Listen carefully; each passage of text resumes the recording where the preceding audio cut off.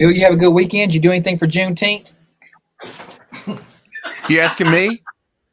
Yeah. Why you ask Phil that?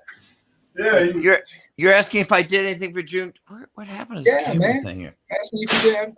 How was your weekend? Did you celebrate Juneteenth? Did you, do you have any questions for us? Your friends that you could go back and impress.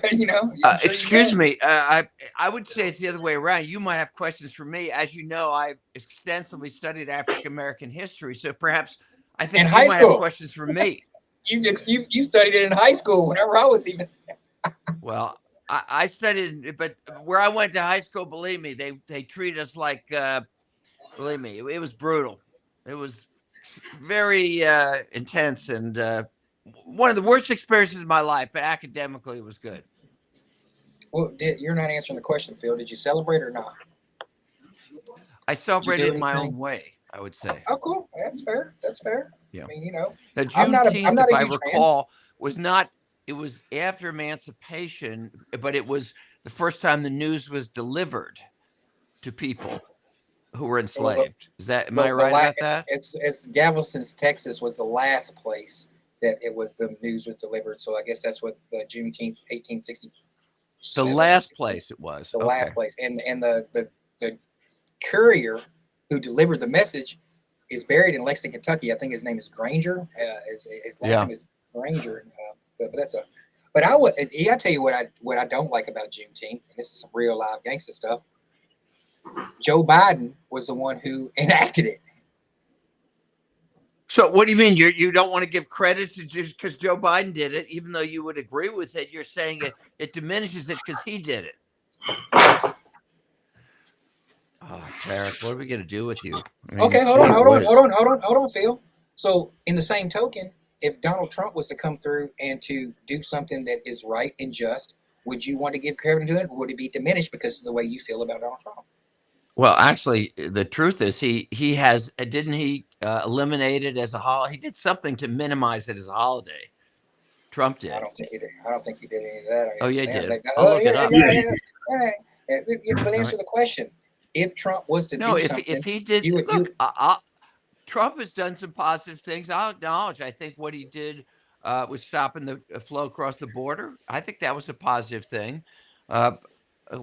He's done a few other things that I agree with. I think getting rid of the education department, even though the way they did it was totally wrong, I think that was a good idea. So I'm willing to acknowledge when he does something right. It's just, it doesn't occur that much because he's so damn self-centered and unpatriotic and crazy. Basically just crazy. You're not going to see that. But, what is the thing about the blind squirrel? Same thing,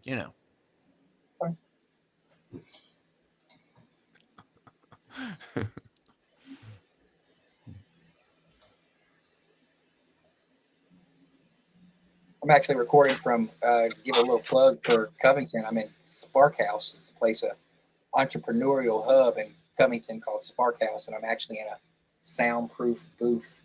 Like if you look behind me, there's a whole bunch of activity going on. They've got a Better Blends. It's right across the street from Madison Live, actually. That's where I'm looking into. And the 1099 Project 1099 kids that I mentor during the summer, they're at an entrepreneurial workshop, which is right over a couple doors over there, where they're going to present. They got there at 9 o'clock in the morning, and they get to go, and now they're going to present at 2 o'clock. So I got to jump off here at 3 on the dot. But yeah, shouts out to Spark House Entrepreneurial Hub in Covington, Kentucky. It's fun. Yeah, I haven't been there, but I heard about it. Yeah. Anything that sparks creativity and helps people in their entrepreneurial journey, I'm all with it. But just to clarify, though, Phil was going back to that Juneteenth thing in the Trump administration. Phil was right. They did diminish Juneteenth. I'm talking about Trump in a whole bunch of ways. Number one was they don't acknowledge it as on a federal level. They're not allowed to acknowledge it. The number two, Martin Luther King's holiday and Juneteenth, they removed it from the list of recognized holidays for the National Park Service. So let's keep it real here. Okay. I wasn't saying it for anything. The reason, because like I said, I'm not a Juneteenth. I wish Juneteenth would have been passed by somebody else besides Joe Biden. So I really don't. I got no Like problem who? Like Obama, maybe? Maybe, yeah, that would have been cool for Obama to do that. But, I feel like Joe Biden was just he's trying to get to heaven. All the racist, nasty stuff he did and all the hanging out with Strom Thurmond and eulogizing Robert Byrd and all those kind of things and saying you ain't black if you don't vote for him and all the statements that he's made. That, He was right about that. And and calling black cockroaches for touching on him. He said if you vote Republican, that's what he was saying. Like if you vote for Trump, then you don't really care about black people. No, he said if you got to figure out you got to vote for me, then you ain't black. That's what he said. You ain't black. Yeah. You ain't black. Well, I mean, come on now. You can't have it both ways. Every time Trump say something, y'all jump out the woodworks to try to make sense out of it and interpret it. And here's what he meant. I'm telling you what the man meant. And what he was saying is, in terms of policy, why would you vote against your own best interests? That's what he was saying. He was talking with Charlemagne on the Breakfast Club. And he was right. And he was 100% right. You could argue that his crime bills that he was pushing was strong. He wasn't president then. That was in the 90s.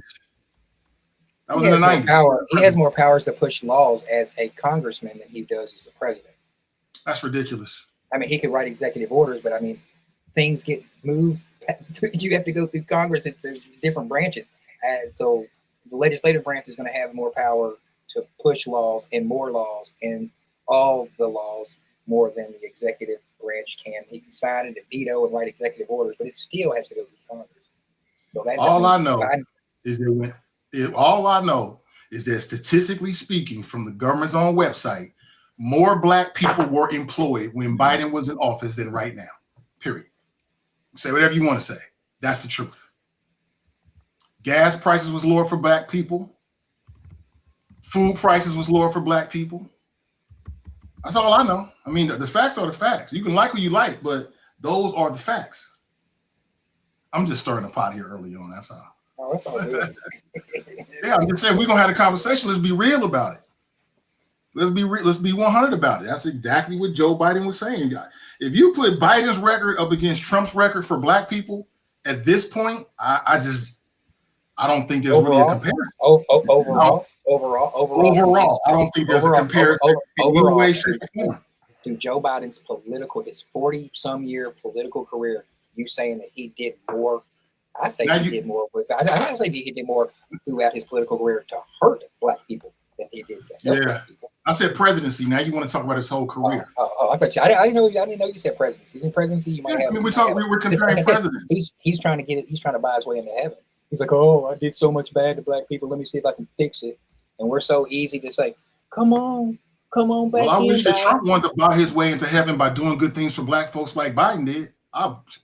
What's wrong with that? Cool.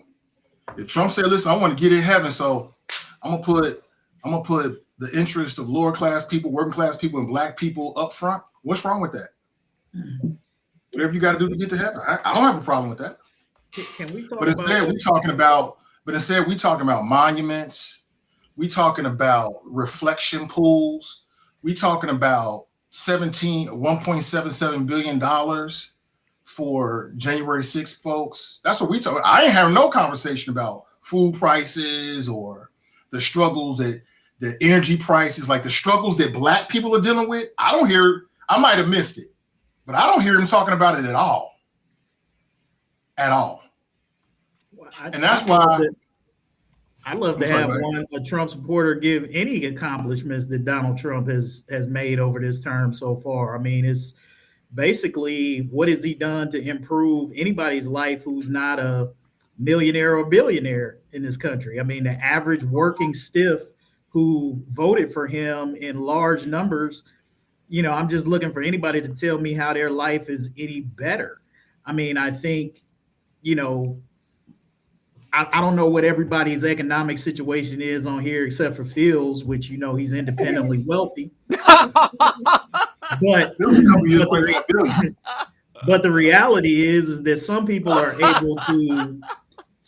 able to weather these pricing increases better than others. Maybe you got a good job, maybe you got a good situation that you're in where you're not necessarily living paycheck to paycheck. But even those people would have to acknowledge that they have less money because of high gas prices, high grocery prices, just because you might be able to afford and pay it, you're still paying out more money that you could have been using that money to direct it into other places, investments, savings, other things that you could have been doing to stimulate the economy.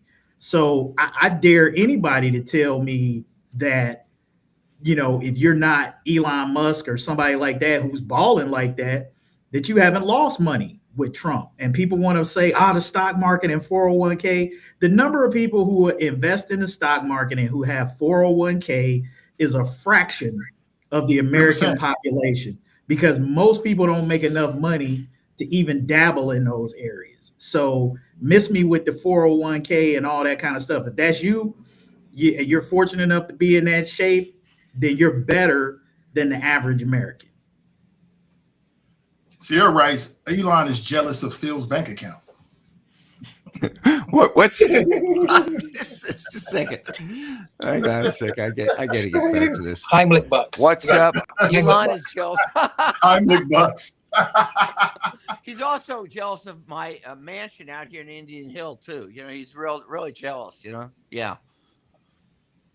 Kevin is the only person I know that has managed in the minds of the public to geographically relocate me. And I'm not finished yet, Phil. I've barely. I have no doubt. You're just getting started. I have barely opened the book on you. I've barely begun to expose you, Phil. Oh, geez. But Here's the thing. Here's the thing. I have nothing. I'm not in office. I mean, it used to be I was always afraid that some secrets about me would come out. I mean, now I'd love for people to gossip about me. You know what I mean? It's like the Marilyn Monroe. There's no such thing as bad publicity as far as I'm concerned.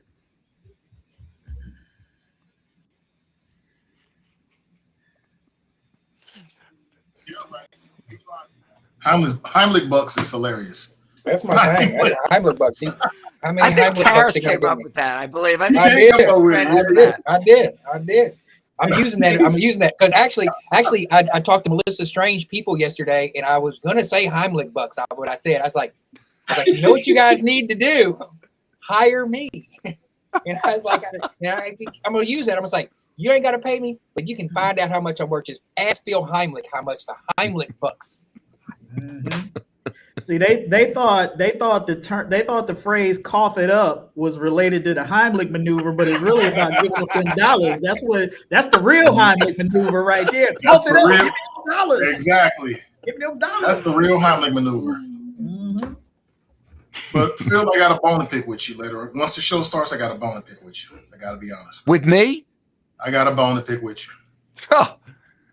Got a bone to pick with you. I'll save it. To pick with me, yeah. I got a bone to pick with you. I'll save it, but yeah. Oh, I'm sure you will. we'll talk about it in a couple minutes. But I see the audience is here. Thank you so much for being here, guys. I'm gonna go ahead and start the show, and then we'll start the show. So it's the four of us and Brother Dre riding with us, and we'll talk about everything: city, Trump, all the stuff in between. I got a bone to pick with Phil. Something that he did. We got to talk about it. I did. What do you mean? I did on the show or outside the show? Outside the show. Outside the show. Kevin knows what I'm talking about, but we'll talk about it in just a couple of minutes. Oh, geez. Did you hire a private investigator? I did not. No, I did not. No. Hey, what's up, Tony? Good to see you, bro. All right, guys. I'm gonna put everybody backstage, and we'll get.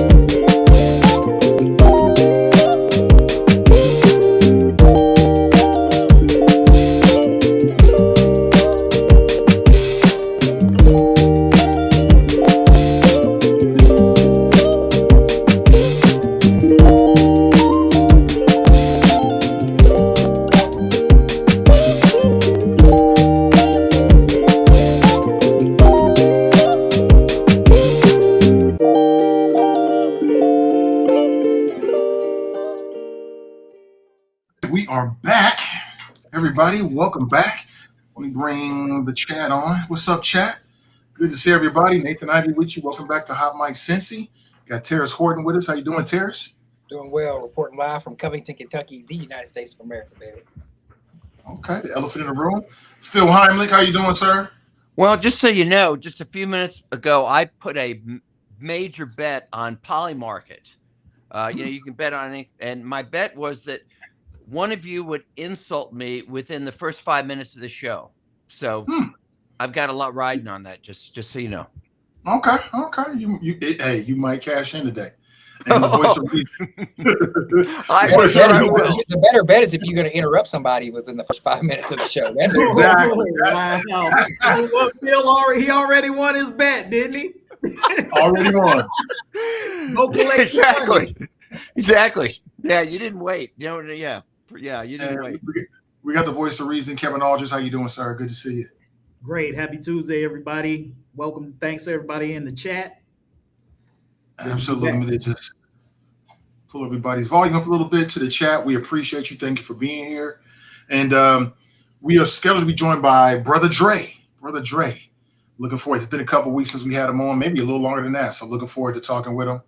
And somebody remind me, I'll let you know who may be with us on Friday. Could be an interesting mix of people. So, but by the way, there's a comment. No, sorry to interrupt you, but I see a comment there.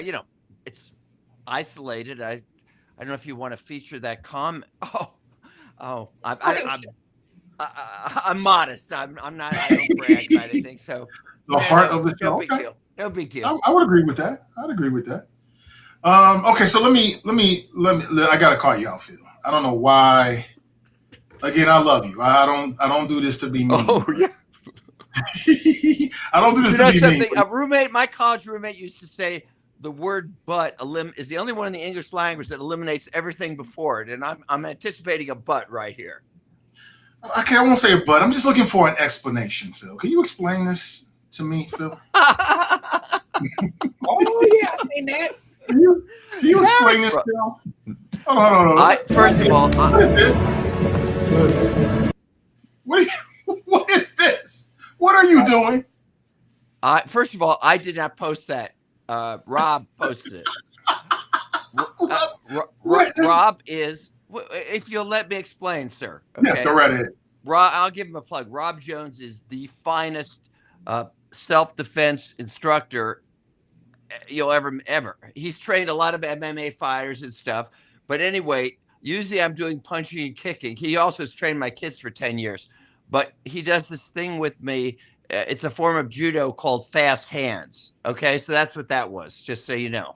Oh, that's what that was? Can I ask why you're sitting down? That's fast hands? What's that? That's fast hands. I'd hate to see slow hands. Yeah, okay. Anybody feels gonna be fighting. Why don't you join me? Any of you guys, I'm serious. I give you an open invitation to join me for Rob, to train with Rob. Are you? Yeah, funny. That's just one thing he does. By the way, let me tell you a story about him. This is a true story. He grew up in New York City, and this is a true story. When he was training to get his black belt, this is true. The instructor told him that to get his black belt, he had to go out and beat up a pimp that was really a violent pimp. That's how he got his black belt, which he did. Senior chair boxing is insane. That is Finish the story. But I challenge you guys. I do this like almost every day. It's Saturdays at 10. So you guys want to come and see how you do? Yeah. We'll see how I do. Phil's gonna be giving classes to Indian Hill people, saying, "Come with me. I can take you down to downtown and keep you safe. Let me show you how." We need an army of people doing this to keep downtown safe. That'll do it. What in the? Phil, I did not post it. Okay, my question is, why are you sitting down? Like, more than likely, if a threat comes, you'll be standing up. Excuse me. 5 days a week, I do punches and kicks. Okay, punches and kicks. 1 day a week, he does this thing, and he says he does it sitting down. That's how he says you do it. So I said, we understand, Phil, you're prepping for Hot Mic Cincy. You was getting ready for the show, Phil? Hey, all I can Get ready say, for the show. all I can say, Phil, is you need Yeah. to talk to Iris and see how you can get a contract with the city, because that right there is worth at least 10 police officers. I'm telling you, they put you on the street with that. That's Well, worth let me say this. council benefits. If there's anybody that I'm going to talk to about getting a good deal from the city, it's Iris Rowley. Okay, I'd take half of what each of her kids got for that part-time summer job they did. So I'm up for that. Hey, For sure. Dre. Hey, Dre. I know. Hey, brother Dre. Good to see you, bro. What's happening? What's happening, crew? Can you give me your expert opinion? Because as a police officer, I'm sure All right, you you guys are really pushing this. Really pushing You're getting your money's this. worth. You're getting your money's worth, bud. Can you just offer some? I didn't post this, Andre. Just so you know, I didn't post this. Okay, but these guys are having their yucks because I take training from a guy named Rob Jones. He actually trains a lot of Cincinnati police officers too. Could you rate this? Is this what you did on the police force? They taught you how to do this, Phil? Oh, I'm on Dre. We didn't do that. That's some ridiculous historical ancient training right there. I don't know what Phil doing. Hey, Phil Miyagi dangerous. bro. He's doing Miyagi bro. That's terrible, Phil. Miyagi bro. Miyagi bro. Hey, I know some 5-year-olds that'll put you to the mat on that one. That was trash. Hey, what y'all don't know? You know, you guys. You're. I know you think you're funny. Okay, I know that. But anyway, Andre, I'll do the same. Offer the same thing if you would like to come down and do some self-defense training with me and with him. You're invited. You're invited. I know when there's some flies outside, I know who to call, because that's what you look like, the fly. You was doing the fly swatter. The fly swatter. It wasn't the tiger. It looked like the fly swatter. Look. Swat on, swat off. Swat on, Why swat y'all off. tripping? What y'all don't know is it possible to take that video down? How do you do that? Something's wrong. It's stuck. I don't know what it is. It's stuck. Swat on. Hold on. Swat off. Hey Nathan, I did a little reporting on that video, and I found that there's leaked trailer footage to the Karate Kid Part 10, starring Phil Heimlich. The new version of Wax On right there. Woo, man, that is funny. It's all the love, Phil. It's all the love, man. Yeah, right. Yeah, sure. Yeah. No, that's why it's important for you to set your privacy settings to where people can't tag you on videos and stuff like that. See, that avoids guys like me and Nathan finding footage of this. Thank you. No, thank you so much for I'll get on that right away. Just update your security settings, bro. I'll get on it right away. Don't worry about it. That's some good stuff. That's some good stuff. I ain't mess with you, Phil. But I do like the idea, like an army of people with those kind of martial arts training, like working with Iris downtown. I mean, it could be positive. Well, I'll tell you, I'm lying. It wouldn't be positive at all. I'll send you a clip of my kids, my daughter, among others. I think I may have mentioned before, for like 10 years, I required or bribed them to do training with this guy, and I feel very good about it. They're good. They're pretty good. I never Not me. Are you paying for this, Phil? I'm sure it's worth the money. I'm just asking. I'm paying for it. Okay. I only do this thing, the fast hands, once a week. Okay? Only once a week. Change the name to fast. I know. I do that. Then the other days, I told you, I do punching. Get in the ring and all that kind of stuff. Punching, kicking. Yeah. Fast hands or jazz hands? Which is it? I'm not sure. But it doesn't matter.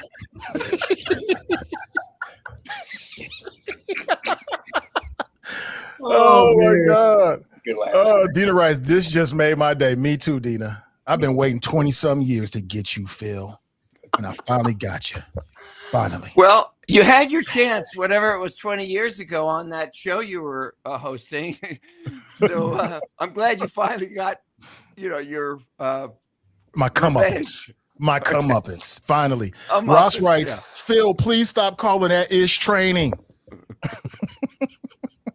Kim writes, not the kids too.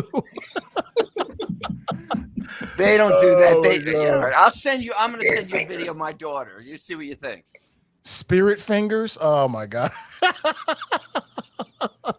Tony always has to jump in with something. Oh my God. He always does. Woo, man, I'm sweating. I'm laughing so much. It's hilarious. All right, let's move on. We got enough fun at Phil's expense. He's a good sport. Thanks for being a good sport, Phil. I appreciate it. My man. pleasure. My pleasure. You're a good sport. Let's talk about what's It's happening. the most that I can do. It's the most you can do. Okay. All right. I'll take that. Let's talk about what happened in the city. King Gober, our buddy King Gober, he is all over the news because there was a lot of just tragic shootings over the weekend in the city of Cincinnati. I also, and I don't have all the details, so maybe you guys can clue me in. I believe something happened on the square, and there were lots of calls that were made. I heard Lincoln Ware talking about it. I read a bit about it as well. And King Gober basically, I mean, I won't say he went off, but he had a very strong opinion. He said basically, you know, it's sickening, to paraphrase. He said it's sickening what's happening in Cincinnati. People can be victims of crime. He said he's frustrated. And I agree, I'm frustrated too, but who should we be frustrated at? Well, look, this is. Well, I'll answer for Kevin.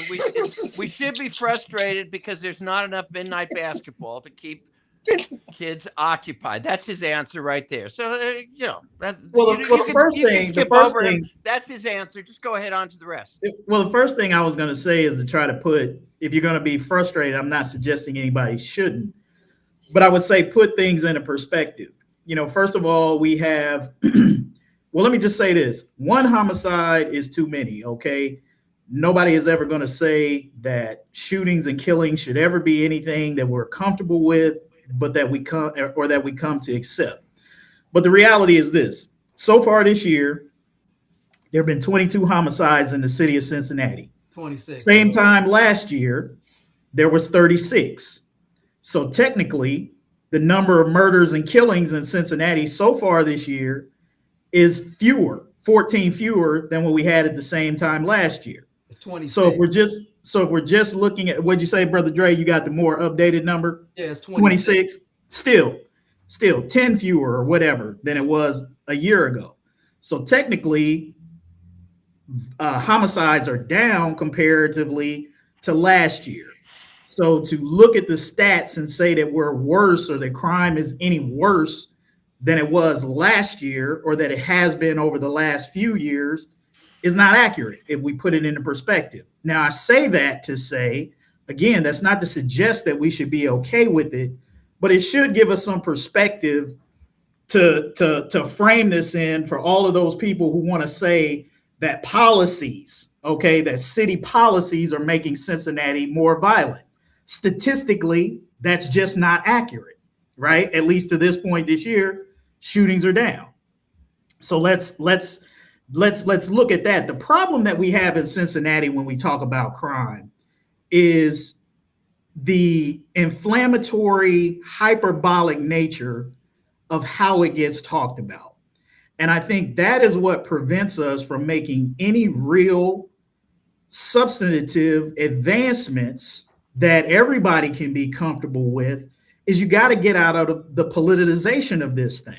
Like it's every aspect of crime these days is being politicized, whether it's the shootings, whether it's how judges are dealing with bail, we can't have a reasonable conversation about how to approach this problem because everybody, the King Cobers of the world, and I would even say people on help us out. What did Cober say? I missed it. Could somebody explain what he said? That you're referring to? Nathan. I thought you Nathan, said Ken was all over you're the muted, news. Nathan. Your mic. Yeah, essentially, I already said. He said it was sickening. Something needs to be done. He's frustrated.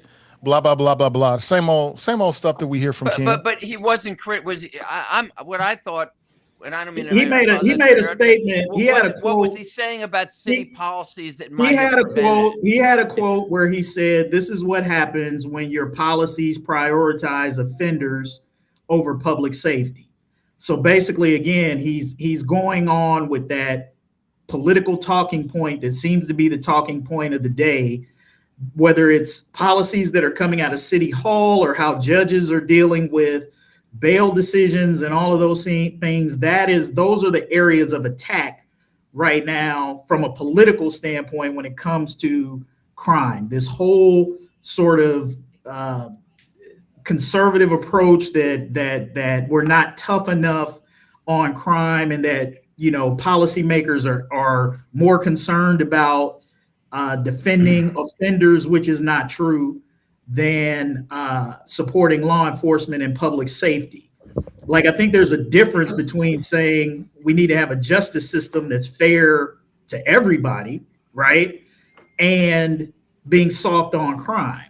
Like, there's this prevailing thought that certain rights and things under the law be damned if it means, you know, getting criminals off the street. And I think there are a lot of people who, you know, subscribe to that because of fear and a lot of these other, you know, tactics that are being used. I think there's a more mature, a more thoughtful, a more intelligent conversation that we can have about how to address these issues than what we're currently having. So you're frustrated with the way we talk about it? Yeah, that's my question. More specifically, how our leaders talk about it, and that's on both sides, right? I think neither, no matter what side of this crime issue you're on, I think the people in leadership don't do a great job of talking about it with nuance and intelligence and lack of politics to really be able to get at and solve some of these issues. It seems like everybody just goes for the low-hanging political fruit in their sound bites, and there's no examination of the statistics. There's no examination of what's actually working. It's just like everything is bad, right? If you're on the right and you're somebody who thinks crime is out of control, everything is bad. You know, maybe if you're on the other side, you know, it's like, well, there may be too much deflecting away from what the problem is to try to make it seem like we don't have issues. I think the truth is somewhere in the middle. There are probably a lot of things that we are doing that are working, but as with most everything, there's always room for improvement, and probably some areas where we should be trying to find compromise and discussion on how to get at it. But everybody's living in the extremes of the argument where the solutions are more in the middle. Okay. Brother Dre, what do you think? Ken Corbin says he's frustrated. Okay, we all frustrated. If you're frustrated, who should we be frustrated at? I mean, I think what's interesting is that this is a rhetorical conversation. We done mowed this down how many times, Nathan? You know, Phil, brother Kevin. It seems like we keep repeating the same conversations of frustration every year, and we say, what is the issue? But if we do talk about leadership, what amazes me is that they're not all on the same page. They say they want to go ahead and prevent crime prevention. We want all these things in place. But really, when they all sit at the table, clearly, when everybody leaves, they're frustrated. You can see Ken is frustrated. You can see that city council is not on the same page. The city manager doesn't have a clue. The mayor, we don't know what's happening. So you have council all over the place, but yet we want the same outcome. So at the end of the day, why can't you and I agree, even if we don't agree on certain matters, but if we want to save lives, then why is this becoming so difficult?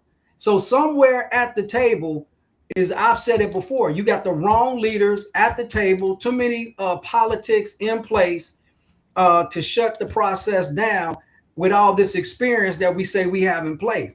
And that's frustrating for me because I always use the sports analogy, which you guys know. The Bengals, pretty much, if they don't win the Super Bowl, it's a wrap. But they did put pieces in place to say we're tired of losing and we got to capitalize. Let's do the right thing. So my whole point is, what is the city really showing as a cohort effort? What are they doing to cohesively say we're all working together?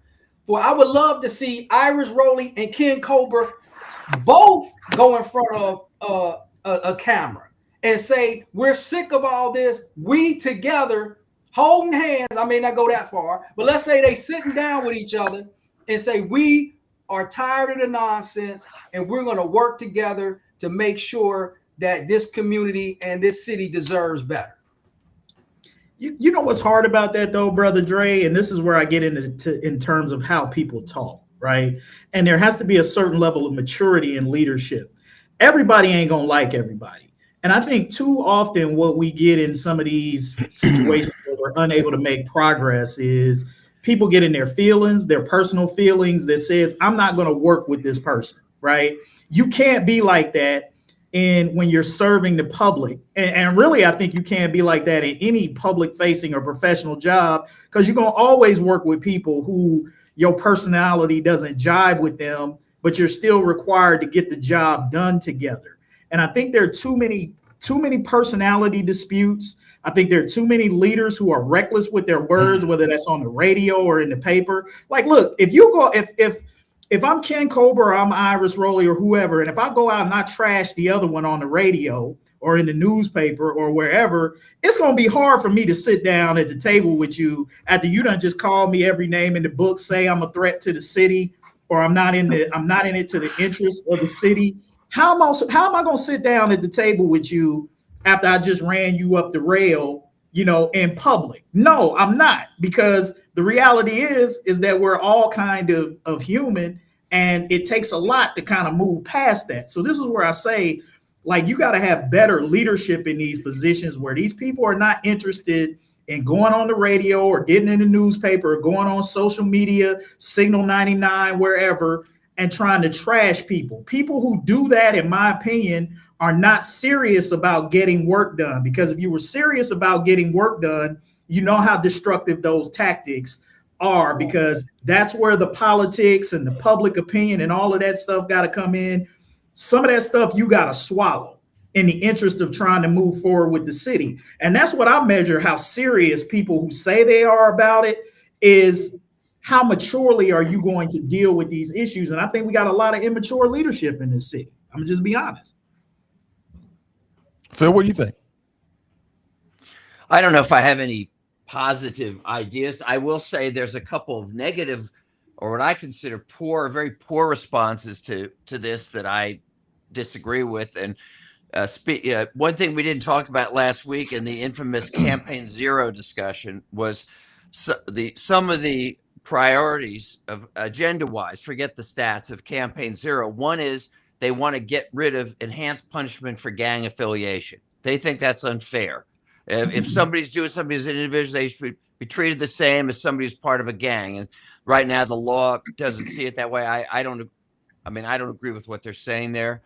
Another thing is, and Andre may have some point on this, they want to see a lot more non-police people like social workers respond to calls and this kind of thing instead of police. I also don't agree with that. Because you send a social worker into a domestic violence situation or other things, they're going to end up shot. So Phil, I think on that point, and again, this is where I say, like, the nuance of the conversation is bad. How you just frame that, that's horrible. Like, we want to have social workers show up instead of police. That is not what that is at all. So it is in fact sort of talking Phil. about having social workers work in conjunction with police, because the fact of the matter of what we know is police, and Brother Dre can talk about this, is that you show up to a situation where you might have someone who is suffering from some kind of mental illness or something like that, which last time I checked, they aren't training police officers on how to handle that. So it is instead of police. That's why they call it Campaign Zero. Let me finish my point. Let me finish my point. The safety factor of it is this, because when police officers approach somebody who may be having a mental episode, they are in just as much danger as is the individual themselves. And maybe if you have a counselor or somebody who's equipped to deal with that situation, they're along with the police. They're not with the police. That's not their proposal. They want to replace the police with these. Phil, who does, Phil? Who does? Campaign Who Zero. wants to? Look on their website. Phil, we're not talking about Phil. We're not talking about Campaign Zero. We're talking about Campaign Zero isn't passing a single freaking policy for the city of Cincinnati. See, this is where I'm talking about immature conversation. Campaign Zero has zero impact on policy in Cincinnati. They're not the ones who are making the decision. And if I'm not mistaken, and Brother Dre can talk about this too, because he's not too far removed from this. But my understanding is that there's never been a conversation or policy proposed that was put forth by the city about replacing police officers with social workers. In fact, I think I don't think it's any different than when you don't police chaplains ride along with y'all and do drive along sometimes, Brother Dre? Yeah, they do sometimes, but I don't believe they're being used properly, but they do. But to answer the previous question, when I was working with the department and we go out on a mental health run, they do have the mental health response team. We would call them up and say, can we have someone from the mental health response team meet us at a location? And they have radios and they will drive over to the area. So if I'm in District 2 and the person's at District 3, they will call MCT 1 or 2 or 3 and they will meet us at the location. And I will say, I've seen officers do excellent work on deactivating mental health responses. I mean, they have done a lot of improvement in that area to make sure that they don't attack them. They're not reckless. And in a lot of cases where it could be a tasing and there could be a physical harm, it's not. And so those are the issues and things that are not championed, though. You don't hear about that a lot. And that's unfortunate when our officers do a great job and do de-escalate. And we call the mental health people to respond with us to make sure that everything's okay. So these things are in place. It was discussed that social workers replace us, but that would never happen. We work together. So of course, if there's a domestic violence and a person is mentally challenged, they will call us in to make sure the scene is safe. And then once we understand that it's safe, we will bring in the MHRT specialist to talk to them. And it usually turns out to be a very productive process. So I'm glad you shared. I'm frustrated. All that. Can I? Go ahead and finish your point, Kevin. No. Well, I was just gonna say I'm glad Brother Dre shared that, and you make a very valid point. And this is one of my criticisms of the city and just kind of their PR departments, both for the police and the city, because this is where I said, like, people want to pretend like everything is all bad in terms of what the city is doing on police work. But as Brother Dre just outlined, from somebody who was in it, not somebody like me who's reporting on it or talking about it from the outside, but somebody who's in it, who can bring facts and experience to bear on what is happening. It is on the city to get that message out to the public and the police department as well. The police department and the city to share that story. Now, I get they're busy. The police are busy fighting crime, and they're probably like, oh, well, we ain't got time for press releases and all that. But you got to make time in this climate. Somebody over in the city administration has to make time to try to tell those stories, because otherwise what you wind up is the narrative that Phil Heimlich just put out there. And that is the narrative that you hear on 700 WLW and in some of these other spaces about what's going on. And people believe that, because you ain't got people like me saying like, nah, that's some BS. How you framing that ain't what it is. Or people like Brother Dre bringing facts. What you got, again, and I'm going to stay on this, is you got these certain personalities and certain podcast types and people who are not journalists, who have their own agendas and who are trying to push messages like Signal 99, these other places, not operating on ethics and standards, fact checking and all that type stuff. That's the message that people are getting, right? And that's what they're running with. And that's what makes having intelligent conversation about crime difficult. Mm-hmm. Right. And I always say, like you, Nathan, y'all should do a ride along. I mean, you won't be refused to do ride-alongs with the police department. And I tell everybody to exercise that right. Go get with an officer, go to the roll calls, sit in the car, and it will give you an interesting perspective on a lot of things that are happening in real time. And so I think that'll be great for the public to hear. Kevin, you do the ride-along and do a journal and just say, you know what? Here are certain things that we don't hear about on a regular basis. I'm very disappointed in our public information office. They don't put out that positive information. And when it's so much, because we got the body cams of all the positivity that they do, but you'll never hear about it because the negative will outweigh the positive. And we have to change that narrative to be able to sit at the table and say, you know what, they actually did do a good job. Let's go ahead and continue this process as we move forward.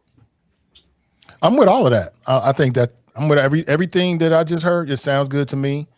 What I'm frustrated about is, in my humble opinion, I feel like we have everything that we need in the state of Ohio to deal with the issues that the state of Ohio needs. Now, of course, we need the federal government to help us as well, but we have everything we need. And I get frustrated because I think it's just politics. It's just we know what we need to do. We know what we need to do. It's a multi-thing approach, right? We need to crack down on in terms of the criminal justice system where it's necessary. We got that. We need to be investing. I've said it before. Cincinnati should be known for world-class before and after school programs, world-class public schools, right? We need to be making major investments in the Rising 15. City Council has already identified it. We got all the numbers. We know what it is. It's just politics. Because for some people, trying to play up the violence plays into their political agenda. And like you said, I've seen some of these podcasts, and I can tell that the hosts don't know what they talking about. But it's real easy to say and criticize. It's the easiest thing in the world to do, to point fingers and criticize when you don't know what you're talking about. And people will grab onto it. They love that because negativity sells. So that's what I'm frustrated about. We have everything we need. I'm frustrated that I don't hear more about City of Cincinnati partnerships with the state of Ohio, because it's clear to me that we need to have a serious conversation about our gun laws. But the city of Cincinnati can't do anything about that. We need a partnership with our friends in Columbus. Why don't we hear that? Why don't we hear more about the city of Cincinnati and task force with state representatives to try to sit around the table long term to try to deal with these issues together?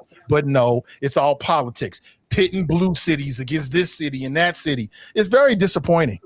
It's very disappointing. We have everything we need to solve our problems if we decide that we're going to solve our problems and stop using these tragedies to capitalize for either cheap talk show fodder. Oh, it was a shooting last night. They ain't doing nothing about it. The easiest thing in the world to do. Or scoring cheap political points, or using crime as a political agenda to move things you want to do. It's just very, very frustrating. But I'll say it again. I would love to see the city and Columbus and the media and CPS, because they are part of this as well, right? To get serious, to make sure that every single kid that graduates, number one, every single kid graduates, but then they've got something to look forward to. They're going to college. They're going to trade schools. They're starting their own businesses, right? That's what we need to do. We already know this. We already know, but we just don't have the will to do it because of politics. Because for some people, it's much easier to not solve a problem and criticize it and run against it than to solve the problem. And that's what I get frustrated about. Yeah, I think you know, amen on a lot of things that you just said there, Nathan. I can't disagree with much of any of it. I mean, I think, look, here's the first thing I'll say. And people think that, a lot of people think that I am just anti-police or critical of police. I'm not. What I'm always for is accountability, whether you talk about police, city council, or whomever. But I will also say this, that police are somewhat of your experts on the ground. I mean, look, let's just face it. Cincinnati police officers see and experience things that most of us don't. So a lot of times when we talk about crime in this city, most of us are talking out of school, because the basis of our information, if we're not involved in a crime or a victim of a crime, generally comes from what we get from media. And I will say this as someone who works in the media, and I say this all the time, that, you know, a great majority of what we report are facts we can prove, which doesn't always equate to the truth or the full story, right? We report because we're bound by ethics not to report things that are not verifiable or we don't have records for, or somebody official like a brother Dre who's going to give us a quote or tell us what's going on. When you're relying on that, a lot of times there are gaps in that information that don't give you the full picture of everything. And so when people come out with these strong opinions, a lot of times, and it's based just on things that they've heard, but not experienced, it's sort of like, that's where you got to lean into the people who are doing the job. So do I think police officers are perfect? No, nobody is. No profession is. But I do think, you got to listen to them and their experiences and what they're seeing on the street when you're trying to come up with policy to kind of try to help improve the situation. Same things with people who are in the legal system, whether that's public defenders or prosecutors or judges. Like, none of these folks should be adversaries. And that goes down to the folks on city council. Like, that's what I feel like. I feel like everybody's got their little area of turf that they all have a degree of expertise in, but instead of kind of working together, it seems like they're all trying to blame and point fingers at each other and kind of saying like, hey, we're all in this thing together. And I got to listen to my officers who are on the street because they're on the front line. Right? They're on the front line. They're seeing this. They're seeing people on their worst days. They're seeing these worst situations. And then, we also got to rely on the public defenders, the judges and the attorneys, because a lot of times the details of this stuff, that's where it comes out in the legal system. Because I was just thinking about this today. Every shooting that we have in Cincinnati has a story behind it, right? And how much time and energy do we put in trying to figure out the stories in terms of what leads people to commit crime to help us solve crime? So therefore, testimony, trials, things that come out in the court system, that's critical to helping us get a handle on how do these people who wind up in the system, what are they there, and what are the situations and circumstances that lead somebody to commit a homicide? That's a critical part in attacking it as well, regardless of what the sentence or the verdict is.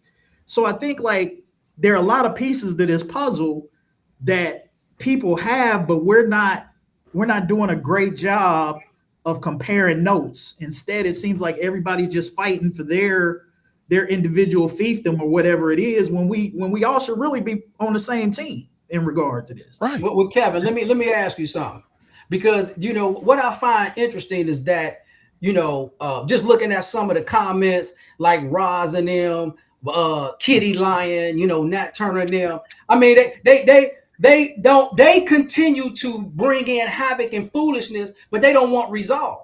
And so the whole time, all of them talking negative. Oh, does he do something in Madisonville? And if I'm doing something consistently, it's interesting because, like I said, everything doesn't get praised that should get praised.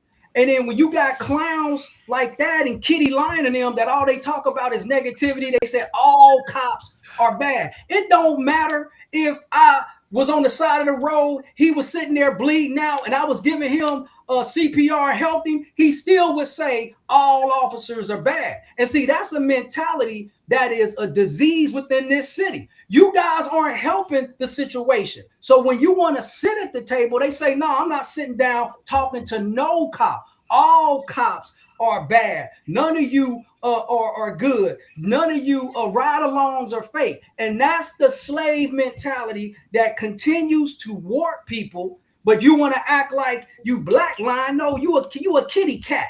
You still drinking out of a kitty milk. I think I seen you on a cartoon the other day. What was it? Puss in Boots? That's how you roll. So I don't know how you come in that all this knowledge. Why don't you sit down at the table besides trying to influence people to look in the negative, but deal with the positive? Because if we get at the table, then all of a sudden you freeze up. Because when you get in a situation in a real room with real people, those clowns have no voice because they can't speak. I'm Brother Dre, Curse Breakers 300. I didn't know what a kitty lion was. I was like, who's Kitty Lion? I was like, is that a new person that's in the chat? I guess so. Hey, you started first. Hey, it is. We are where we are. But you said Puss in Boots. Oh man. clip. That gas some Slim. Yeah, he don't even drink whole milk. You know what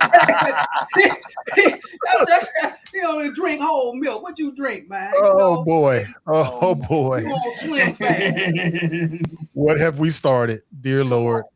But Brother Dre, to answer your question, I think that, look, anybody who's on the extremes of anything, like, I think those are the voice. I'm not saying people don't have a right to their opinion or ain't gonna believe what they want to believe, but I think how much amplification do you give to people on the extremes, whether that's on the extreme left or the extreme right, whether that's on the extreme black or the extreme white? It's how much juice are you giving to those messages versus, again, we're talking about leadership in our communities, right? And when I'm more concerned when I see leaders, decision makers, people in positions that actually do things who are speaking in those terms. Anytime you start saying all of anything, that's a problem, because there is no such thing as all of any one particular group being one thing or the other. So anytime you start hearing people talking absolutes about that, to me, that's an automatic dismissal, because it says that's somebody who's not serious about having a conversation. I mean, I know when we get on here, we use broad terms like black people and white people, but those are shortcuts in language, which maybe we have to get a little bit better at in terms of talking about who we're specifically. You mean saying stuff like "you white people"? That kind I of say stuff. white people like Phil. That's what I say. That's Yeah, Rich Indian Hill white conservatives. You white people. You white people. That's a quote from you. But you would hope in general, and again, as somebody who's big on language, I think even I have to do a better job sometimes when you're speaking to make sure that we're clarifying. We're not talking about all white people necessarily, but white people of a certain mindset, or black people of a certain mindset, or who live here, or who subscribe to this type of politics. Because sometimes when we talk, we're not necessarily as specific in terms of what we actually mean by our commentary. And so we all kind of gotta be better. I mean, like I said, I am as critical as anybody when the police mess up, but I also know enough of you, like Brother Dre and other people that I know, who black and white, who work in the police department, who are trying to do the right thing, who are trying to make the city safer for everybody. Who you got to respect people who are willing to put their life on the line, because I'm not going into somebody's house trying to break up a domestic or arrest somebody, or if somebody pull a gun in a situation, I ain't trying to be involved in that. So I'm not going to blatantly disrespect everybody who does that. But at the same time, people who abuse that authority have to be addressed, because police have they have some of the most power that we have in government. And when I say maybe not legislative power, but they have the power that in the midst of a stop to take a life, if they want to, or ruin a life just by simply arresting you and putting you in the system, right? So we really got to keep an eye out for corruption there, just like we're keeping an eye out for corruption in government. And to me, I just have a problem with people who want to, again, blanketly say that all police officers are good, because that's not true either. Yeah, can I tell a quick 30 Go seconds? right ahead. On the way to Project 1099, I'm bringing some kids over here to Spark House today to go to our entrepreneurial class, and one of the kids didn't want to put the seatbelt on. And I'm like, you better put your seatbelt on. I was like, because if we get pulled over, then I got to deal with, and I caught myself, because these are 12-year-old boys, 2 of them black, 1 of them white. You know what I'm saying? So I had to catch myself in that mix to not be a projector of negative connotation when it comes towards police officers. So I just want to put that out there, because this is his effects. We're driving here, and I'm like, put your seatbelt. He's like, I ain't got to put my seatbelt. I said, no, because if you don't put your seatbelt on, that's going to draw police over here to me, and then I got to deal with that. So put your seatbelt on. And then we had a little conversation about, do you know why I said that? And then the 2 black kids said, yeah, because we have to be a certain way when we interact with police. And I stopped it right there. So I just put that out there for conversation piece. I'll say it again. What I think we need partnerships with the city and the state of Ohio. Our state representatives, they control the purse strings in a lot of ways. They also, the city of Cincinnati can't pass any laws about guns, right? That needs to be a part of the conversation. I love to see a roundtable conversation. Maybe the new governor will be there as well, where they talk about all of these issues as it relates to crime and prosperity and all the things that it takes. But again, we already know. City council's already identified the neighborhoods. They already know. Everybody knows what needs to be done. It's the politics and the greed and the money that I think prevents them from doing it. I think politics is at the very top of it. And I think it's very, very sad. And, until they do that, we're going to have to keep dealing with these situations.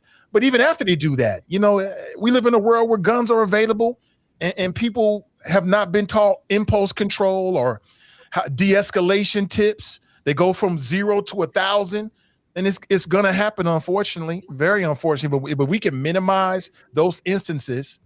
And I think more importantly, I just remember how I was when I grew up poor, real poor, and wanted stuff and had a certain mentality where I was going to go get it. But I was surrounded by friends that was on their way to college. They was talking about getting college degrees and living a certain lifestyle and becoming lawyers. So I went that way. When I left high school, and I graduated from a second chance high school because in the 10th grade, I just stopped going, right? The school isn't even around anymore. And so, I could have definitely went the other way, but I had somewhere I was trying to go. We need to give that to every child born in Cincinnati that goes to public schools or any school. We need to be invested in what they're going to do afterward. So when they graduate and they cross that stage, they got somewhere that they're going. Because when you got somewhere you're going, you don't get caught up with that nonsense. You don't get derailed. When you're on your way to college, you ain't going to do all that dumb stuff, generally speaking, because you want to be somebody. You want to have something. You're invested in your future. We need to invest more in young people's future and their education so that they don't slip through the cracks and join gangs or whatever you might want to call it because they're too afraid of messing up the future that they've created for themselves. That's just one part of it, in my opinion. That's good, Nathan. I'm going to ask you a question. I'm going to make a statement, then I'm going to ask you a question. Sure. I would even say more specific. We need to and I'm going to say this, and it's going to sound like I'm excluding groups, but I'm not. I'm really saying we need to invest in all of our young people. But I think more specifically, we need to invest in our young men. And more specifically than that, young Black men.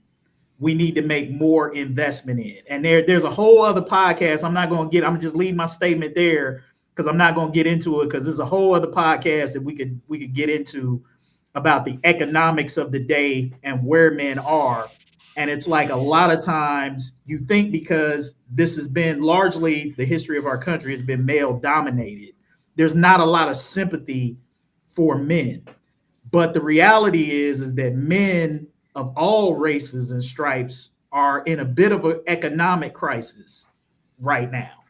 And particularly our young Black men, which is why you see a lot of what you see. Because where you started your story, Nathan, you started out with economics, right? You started out by saying I was a young person and I wanted things and I couldn't get them, so I was going to get them by any means necessary.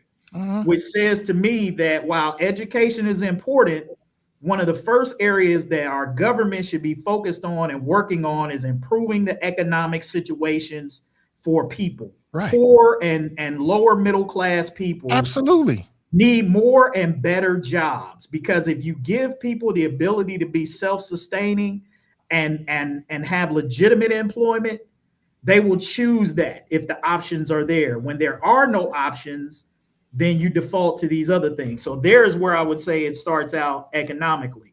This was the question I had for you. You talked about the people who were around you, who were going off to college and doing this. And so I was going to ask you, as somebody who grew up poor, how did you find yourself in those circles of people who were off and going to do things that's where you gravitated? Because I think a lot of times what you have, particularly with people who are impoverished, is they never get to see that side. because everybody around them is poor just like them. And so that's what they see. And everybody is kind of trying to scrabble and scrape together. So you never get to see that side that you saw, to know that there's a positive alternative reality. And I'm not talking about the brush every now and again with successful people. I'm talking about sustained relationship where the time that you spend with people who are successful outweighs the negative aspects of your daily life situation. So that was the question I had for you. Luck and parents. You know how it is. Like my son, as he gets older, become a teenager, he just can't bring anybody home. He just can't bring anybody to us. He just can't be around anybody. You know, if he brings somebody around and I'm like, nah, this ain't it. It ain't it. And so I had the same thing happen with my peoples, and just luck. Just happened to run into some people that was on some positive stuff. So I followed them. Like I said, I got multiple degrees, but I didn't go to college for the degree. I went for the girls, because that's what my friends was doing. And a year or two later, dead ass. And a year or two later, I'm like, oh, what grade did you get in that particular pursuit, if I may ask? From day one. Like all my friends was talking about, they was going to college campuses. Were you successful is the question I'm asking. About year two. About year or two in college, I was like, oh, I might as well go ahead and get a law degree. I might as well go ahead and get a degree. I'm here now. But I went because I'm following my friends and just being a young man. You know what I'm saying? But I could have easily went another way. If my friends was on some dumb stuff, it would have made me easier to get into the dumb stuff. But they weren't on that. They was on some, being smart and getting degrees. And I had two best friends. They was both on their way to college. So I followed them. And that's what it was. And that's how most young people are. They follow their friends. And they follow their peer group. If your peer group on some dumb stuff, hey, ain't nobody gonna find out, man. Just go ahead and take it, man. Oh, we can rob her shing. Then you're more likely to do that dumb stuff. Especially if you're coming up. Oh boy, here we go again. Especially if you're coming up economically challenged. Yeah, and that's my point. You hitting a lot of things on the nose from your personal experience. You talked about luck, right? Mm-hmm. Being like this is when we talk about these issues. Like these are that's why I think like the personal stories are important, because the personal stories get left out when we start talking about politics and policy. We forget to humanize what people actually go through and what they experience that allows them to lead it there. And so Phil will joke about the midnight basketball and root causes and all of that kind of stuff. But my position has always been, at the heart of every policy should be human stories, not numbers, not statistics alone. They play their role, but behind every stat is a real person with a real life story. And politicians don't spend enough time when they're crafting policy, always, in my opinion, to where they try to take into account how people are actually living. That's why you get so many of these policies that are ineffective, because they don't really take into account how people are actually living. They're based on some theory from some dude who lives in Indian Hill who ain't never been in the hood. Trying to tell people in the hood about what their reality is, and they ain't spoke to or learned the story of any particular individual there, but they think they had the nerve to craft policy that's supposed to make their lives better. That's BS. I'll take it a step further too, and then you find somebody who's well qualified, and then they discredit them, try to take their idea, and then fail miserably. It's just the worst. Whenever there's qualified people out there who have walked the walk and who've lived the experience and who have track records of helping several people, and then instead of exalting those people, I could think like Iris Rowley. Instead of exalting people like Iris Rowley and allowing her to do what her job is, even if it means employing her family members or whatever, they'll pick apart those little things. Then they're like, oh, what Iris was doing was kind of working, so let's try this, and then try it, fail miserably because you can't duplicate what somebody else does, and then go back to the drawing board. Because, like, honestly, like Kevin just said, you can't, if you take someone who's a suit and you try to take him to an inner city boys and girls club and you try to get that suit to reason with these young boys and girls, it's not going to work. And until they back up and say, here's some funding, you guys do what you know how to do, we're going to be in the same place that we keep getting the same result over and over and over. I respect the lady who came on here, the judge that came on here, but the library card thing, that's just like that's a great idea. What's wrong with that? What's wrong with that? What's your big problem? I'm just asking, what's your big problem with it, Terrence? Give them a library card, but with so much programming at the library, there should be something after that. It shouldn't just be, here's a library card, go do that. That's basic. That's a must standard have for every student in public school. They should have access to the library and have a library card. It shouldn't be you're getting in trouble, here's a library card. They should have access to that. But when they get to the library, there's that maker space. There's all this space where people can stay out of trouble if they had purpose. If you find that a dude's a rapper, he wants to rap. Hey, there's a complete recording studio in makerspace inside of the Hamilton County library. If they want to do 3D printing, you're creative that way. There's a full 3D printing. They could have programming right there. And I'm not saying that they don't. I don't know if they do or they don't. They could have programming driven toward that kind of stuff. Not just say, here's a library card whenever you get in trouble. That was my mentioning of that. So yeah, I hear you. I hear you on that. But you know what? My thing is, I thought about that. And I was like, you know what? I think I said, I could see that being a valid criticism. Then I thought, you know what? Why not? Why not? You know, you as she explained, she's not talking about serious violent offenders. She's talking about people that might be coming in contact with the system on something minor or for the first time. Why not? What does it hurt to give them a library card? If they use it, but think about it. If they use it, it might be. About it deeper than that. I'd rather them be pacified at the library than be pacified doing something destructive on the streets. What does it hurt? I just think people went too far to try to criticize it.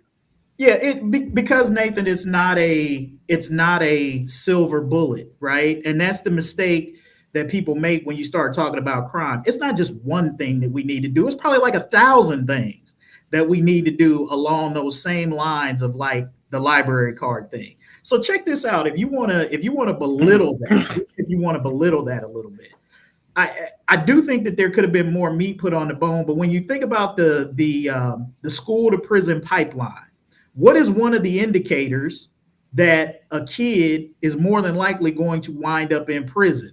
Their inability to read, literacy. Right? Third grade literacy. There's a direct connection with illiteracy and people who wind up in prison. In fact, a lot of people who wind up in prison because they ain't got nothing else to do wind up learning how to read and a whole bunch of other skills while they're on the inside. Again, Brother Dre is somebody who spent some time doing prison ministry, can probably speak on that. But so before you belittle the library cards, you got to recognize the connection between illiteracy and criminality.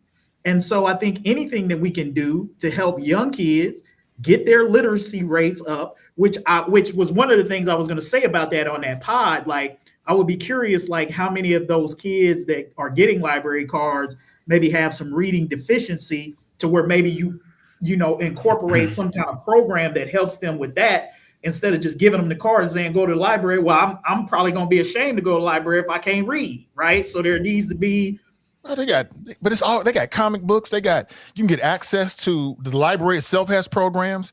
They've got that's what I'm saying. there. Like, and it may be all of that, right? Like, I'm only spitballing because I don't know the details of the program and everything. But I'm just saying, for those who want to belittle it, if you go deeper, there is a direct connection between literacy and criminality. And so from that standpoint alone, that reason alone is one less reason to be critical of that program, to say, what's the point?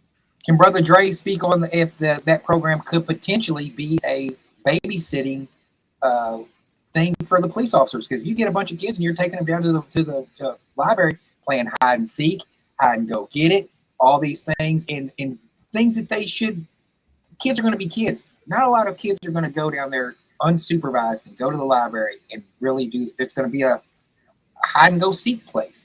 You know, I mean, if you promote it, I don't know, Brother Drake might be able to speak on that. Is that something that the police would have to extra policing for them, or?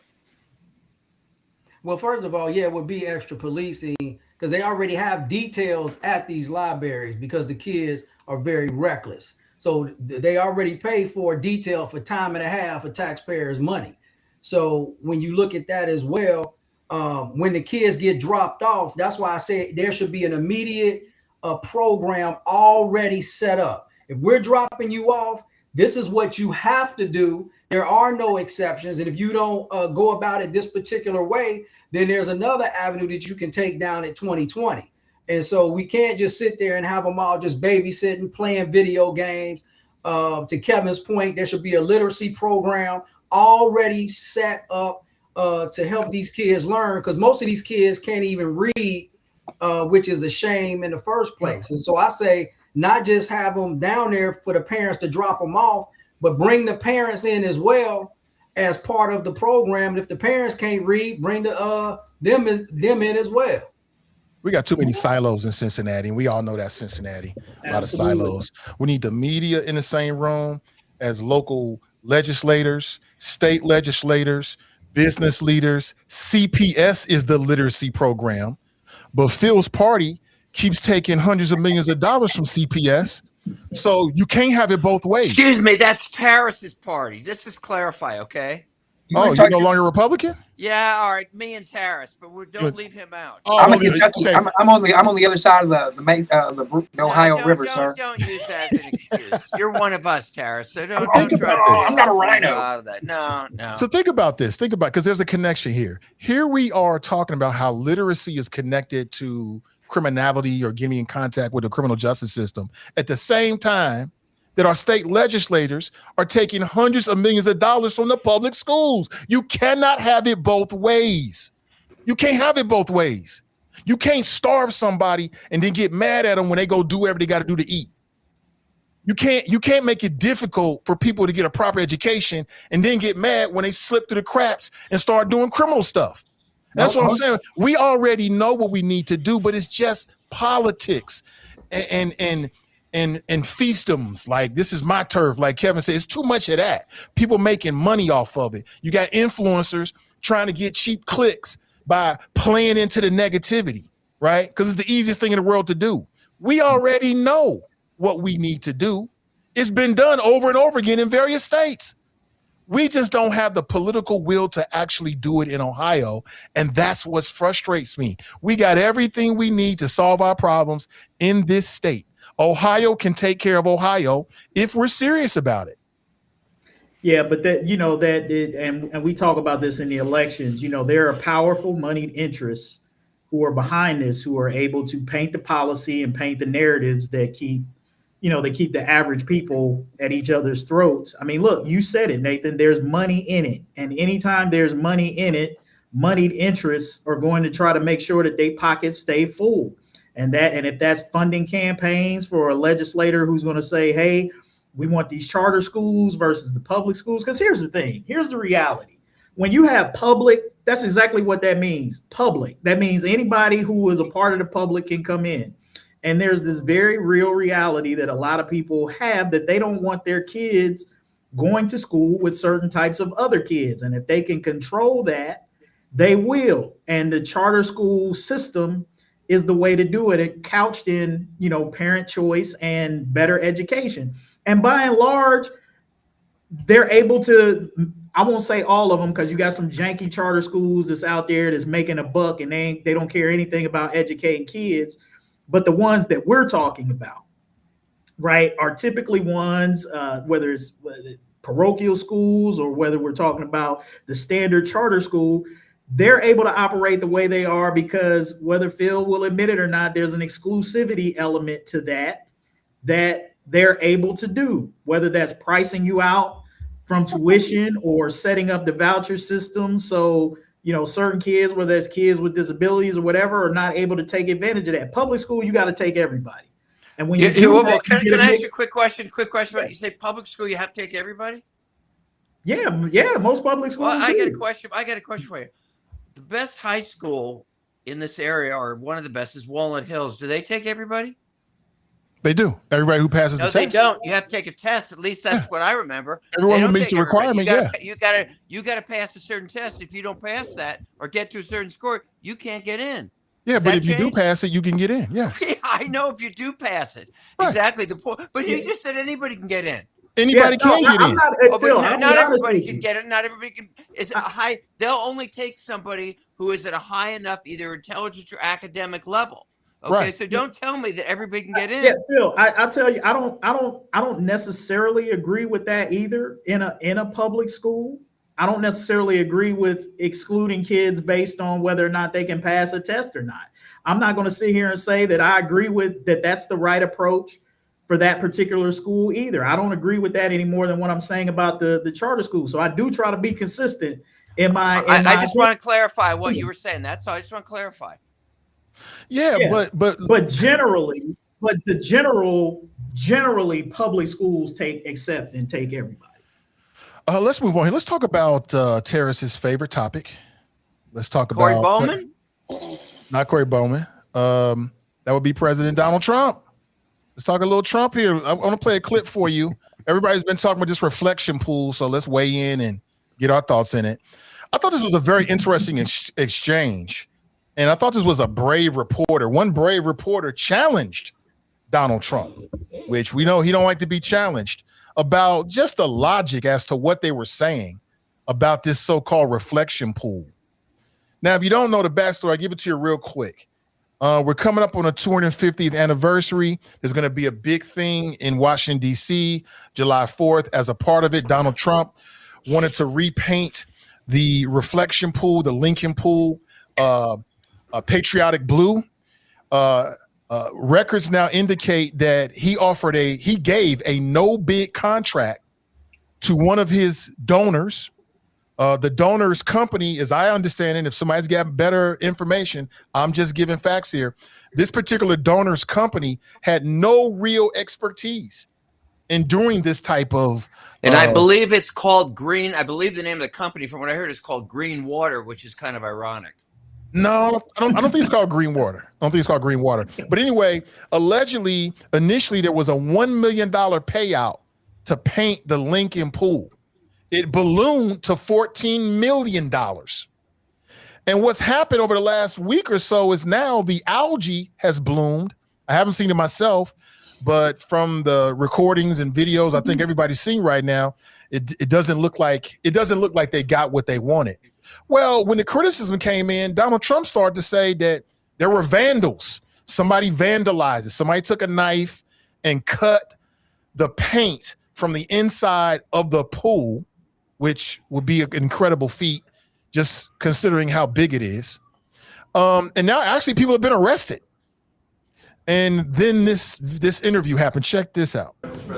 Are the contractors who did the initial work with the reflecting pool, are they to blame for the current condition, or is it the vandals that you mentioned? If you missed it, the reporter asks, are the contractors who did the work on the reflection pool responsible for what we see now? President Trump said no, and then he said this. You know, we have I think 290, 300 foot slit right through it, probably a box cutter or a knife of some kind. Or we had people lifting up the basic, it's not a lot of damage, but we'll probably have to let the water out and refix it. They went in there with a knife. I was just told by the people over at Parks, they have 5 people are arrested and 5 people are under investigation right now. And it's a sad thing. In addition to that, we put brand new, beautiful grass all around. They put these massive letters on the grass. You probably know about that, right? And they said 8647. They probably got that from the dirty cop, Comey. You know he's a dirty cop, don't you? Dirty cop, he's a crooked guy. They destroyed the grass. So that's a big thing. But we're going to get it back very soon. My question is real simple. We're all grown people. We're all grown adults. Who do you believe? Do you believe that story? Come on, man. Is that even a real question, Nathan? This guy is a serial liar. Why anybody would believe a single word that comes out of his mouth? And Trump isn't even a good liar. Like, I have a family member who lies like Donald Trump. And it's offensive to me not because he tells bad lies. It's offensive to me because he thinks I'm dumb enough to believe him.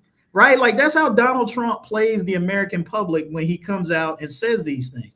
It's an insult to everybody's intelligence because he really thinks that you're that dumb that you're going to believe the things that he says. First of all, where's the video evidence or the photo evidence of 8647 being on the lawn and destroying the grass? Do you think if that actually happened that there wouldn't be Well, that's true. Photo images? That's true. Photo images.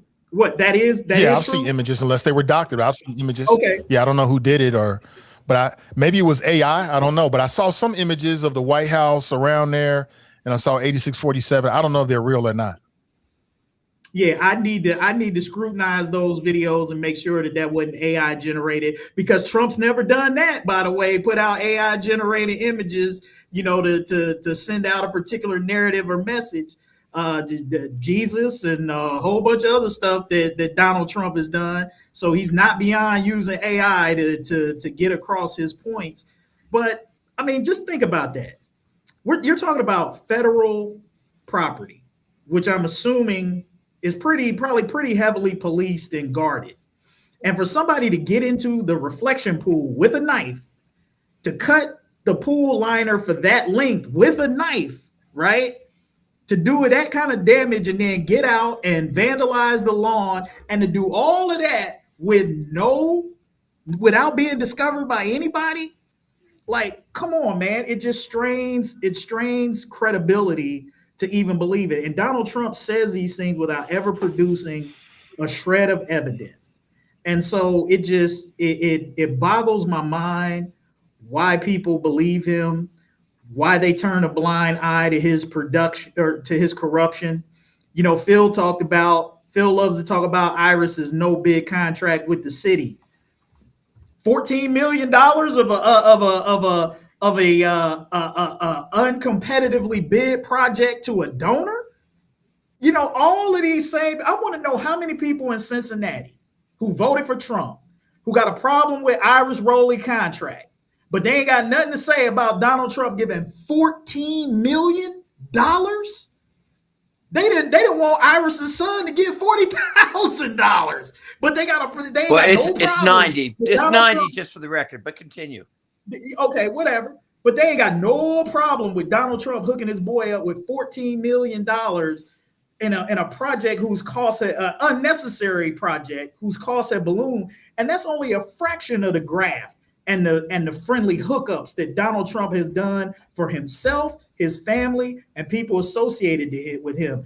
That's why when everybody on that side of the aisle starts coming to me wanting to complain about, a handful of pennies that Iris Rowley is getting, miss me with that, even though nothing she did was untoward or out of line. But if you want to come and be critical of that, but you ain't got nothing to say, you had something to say about Joe Biden and Hunter Biden, but you ain't got nothing to say about all of this grift and graft that Donald Trump is doing, miss me with that, man, because you're a hypocrite. And this is why this man is able to get away with the lies and the things that he does, because he's politicized and tribalized this country so much so that people don't care as long as he's serving the libs, trolling the libs, or doing whatever he's doing. They don't give a rat's what about the lies or whatever else this man is doing. So hell no, I don't believe him. I wouldn't believe if Jesus came down from heaven and poured him a cup of coffee at the Resolute desk, right? I would have a hard time believing it if it came from him, so that's just where I'm at. Well, the thing about that is, I'm sorry, go right ahead, Terrace. What does Terrace think? He said he got 5 locked up already and five more people of interest. Lock them up. Lock them up. Lock them up. And I don't know if this is true or not, but in Trump fashion, they're selling like Trump pieces of the reflector pool. Like pieces of a reflector pool, they're selling some of it down there. Hey, I don't know if this is true or not, but if you want to buy a piece of the vandalized pool, you can get a little piece of history that way too. So the grift never stops. So lock them up, Trump, lock them up, and then sell that stuff, man. Get that 14 plus. So I just want to make sure I'm understanding. So lock up American citizens who have done no crime is what you're saying. Vandalism is crime. Well, the attorney vandalizing a pool. If they so have touching a pool.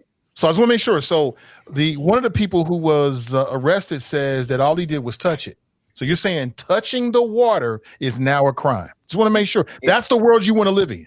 No, I'm saying if what is true from Donald Trump, that they took some kind of box cutter device down the thing and did that however long he said they did that thing, that's considered vandalism. Do you believe him? Like you know what? I wouldn't put anything past them crazy leftists, some of these crazy leftists out there. That's not what I asked you. I asked you, do you believe the president? Do they have Trump deranged syndrome? I believe that he said, I heard him say, he got 5 people locked up in custody already, and he's got 5 more people around you. And I'm like, lock them up. Do you believe him? Lock them up. Do you believe him, Darius? No. Okay, so you don't believe him, but you want to lock up American citizens who have done nothing simply because your guy said so. No, I mean, I'm not saying. See, I was being rhetorical. Oh, you was joking? I was joking around with my lock 'em up stuff. I don't believe Donald Trump. Just want to make sure. This is his narrative, and he's sticking with it, and that's exactly how his base is going to flip it.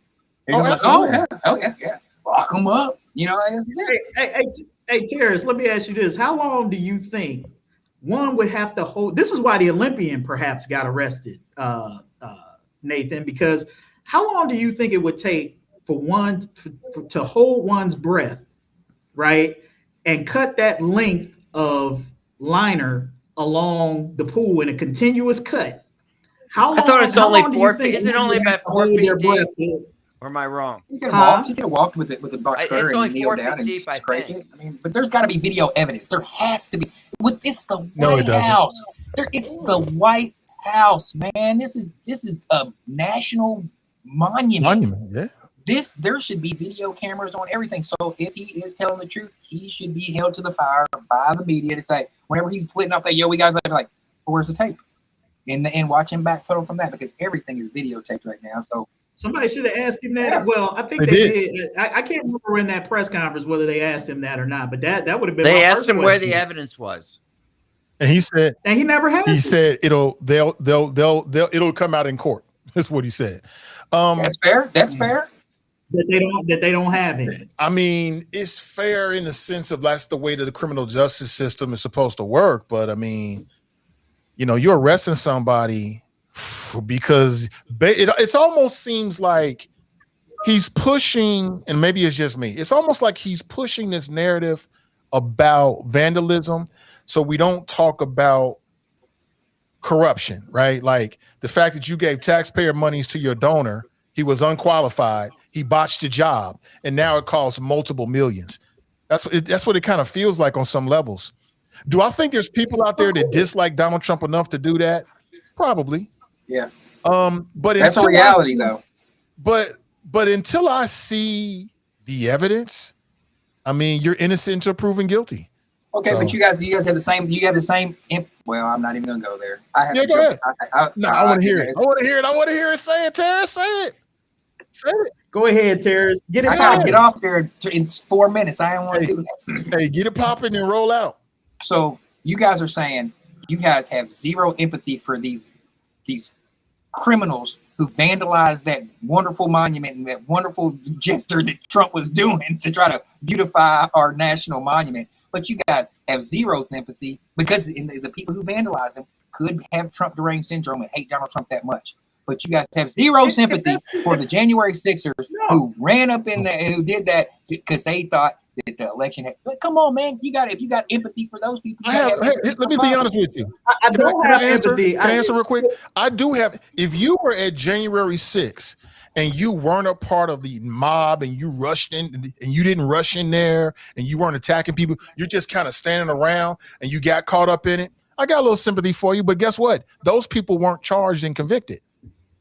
They did their due diligence with every single case. Okay, hold on. So say the same token. If these people who did what they did, if supposedly did what they did, get charged and convicted, and then there's a new regime that comes in, and then the new regime, the Democratic Party says, I don't think what you did in that pool was worth you going through what you had to do with Trump. We're going to pardon you, and we're going to reparate you for your time that you had to do. I mean, come on, man. This is like you guys. Not the same thing. So first of all, if you think vandalizing the pool is the same as storming the Capitol. This is Some why I people hate might where think that. you get Some in this people might feel think like that. where you people who think that are stupid, because those are two false equivalencies, like trying to overturn the result of the election and interfere with that with possible vandalism. Nobody in their freaking rabbit right mind would even say that those two things are even close. What I would say is no, I don't have any empathy for or sympathy if you did the crime. Like, if people actually did vandalize the pool, if that actually turns out to be some evidence that they did the crime, they should be convicted, and whatever comes from that. I don't have any sympathy. I do have sympathy, however, for people who are falsely accused by a president who doesn't ever want to say that he failed at anything, which is what I think this really all of this is it was a bad contract, the contractor that Donald Trump hired, who didn't know what they were doing for an unnecessary project to begin with, that screwed it up well before this vandalism. I mean, the algae bloom and all of that stuff was popping off way before this vandalism. But as Nathan said, this is a way for Donald Trump to duck responsibility, because it can never be his fault that he made a bad decision or hired the wrong people, because he knows how to build things and everything, even though we know that's not true, that everything that Donald Trump does has success built all over it. And if it doesn't, then it's somebody else's fault that it happened that way, right? And he's not going to blame his buddy. He's going to blame these mysterious, fictitious vandals. I'm going to say fictitious right now until I see some evidence, right? That's really all this is him, again, just trying to just his refusal to say, my bad, you know what, hired the wrong dude, he didn't know what he was doing. Instead, I'm gonna convict these people who might have touched the water and say that they were the ones that did it. It's typical Donald Trump.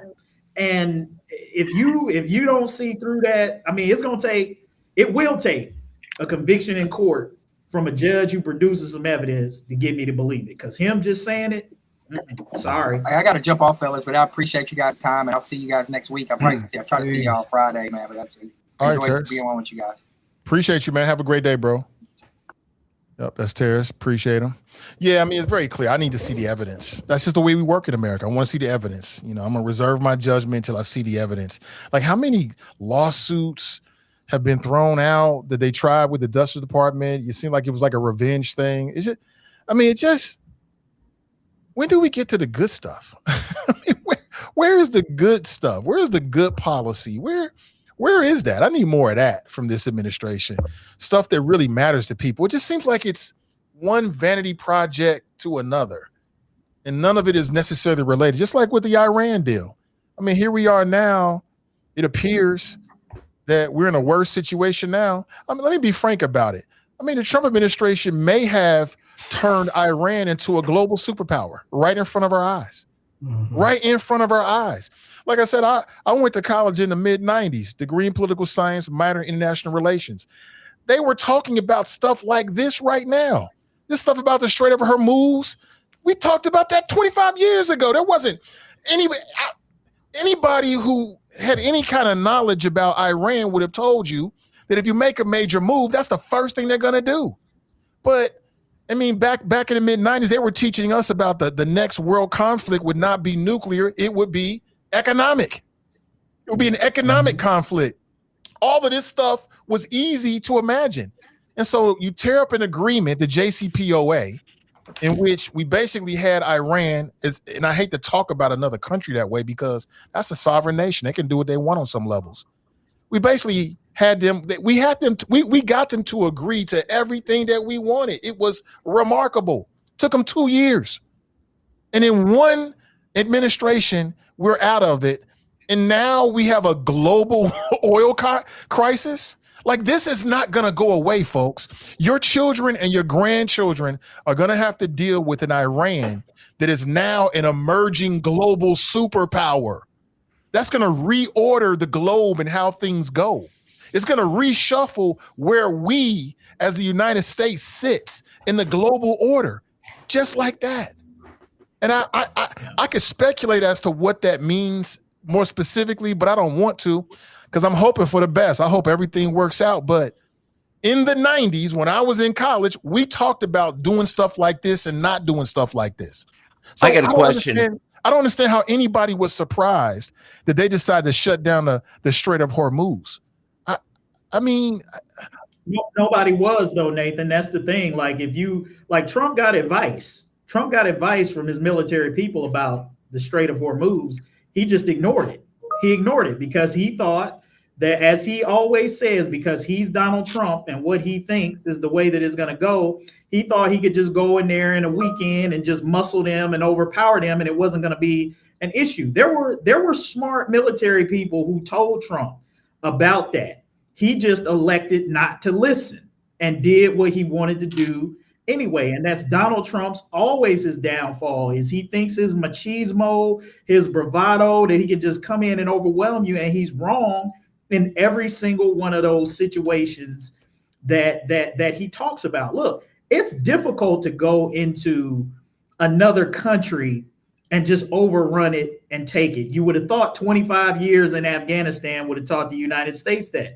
Russia is finding it out with Ukraine. It is difficult unless you're going to go the ultimate step and put boots on the ground in that capacity. And again, we've tried this in Vietnam and in other places where that type of warfare is not as easy as one would think in some of these other countries, particularly people who are committed, like those Iranian soldiers are. They fighting for their God. That's a different type of warfare than America is prepared to wage, particularly on somebody else's soil.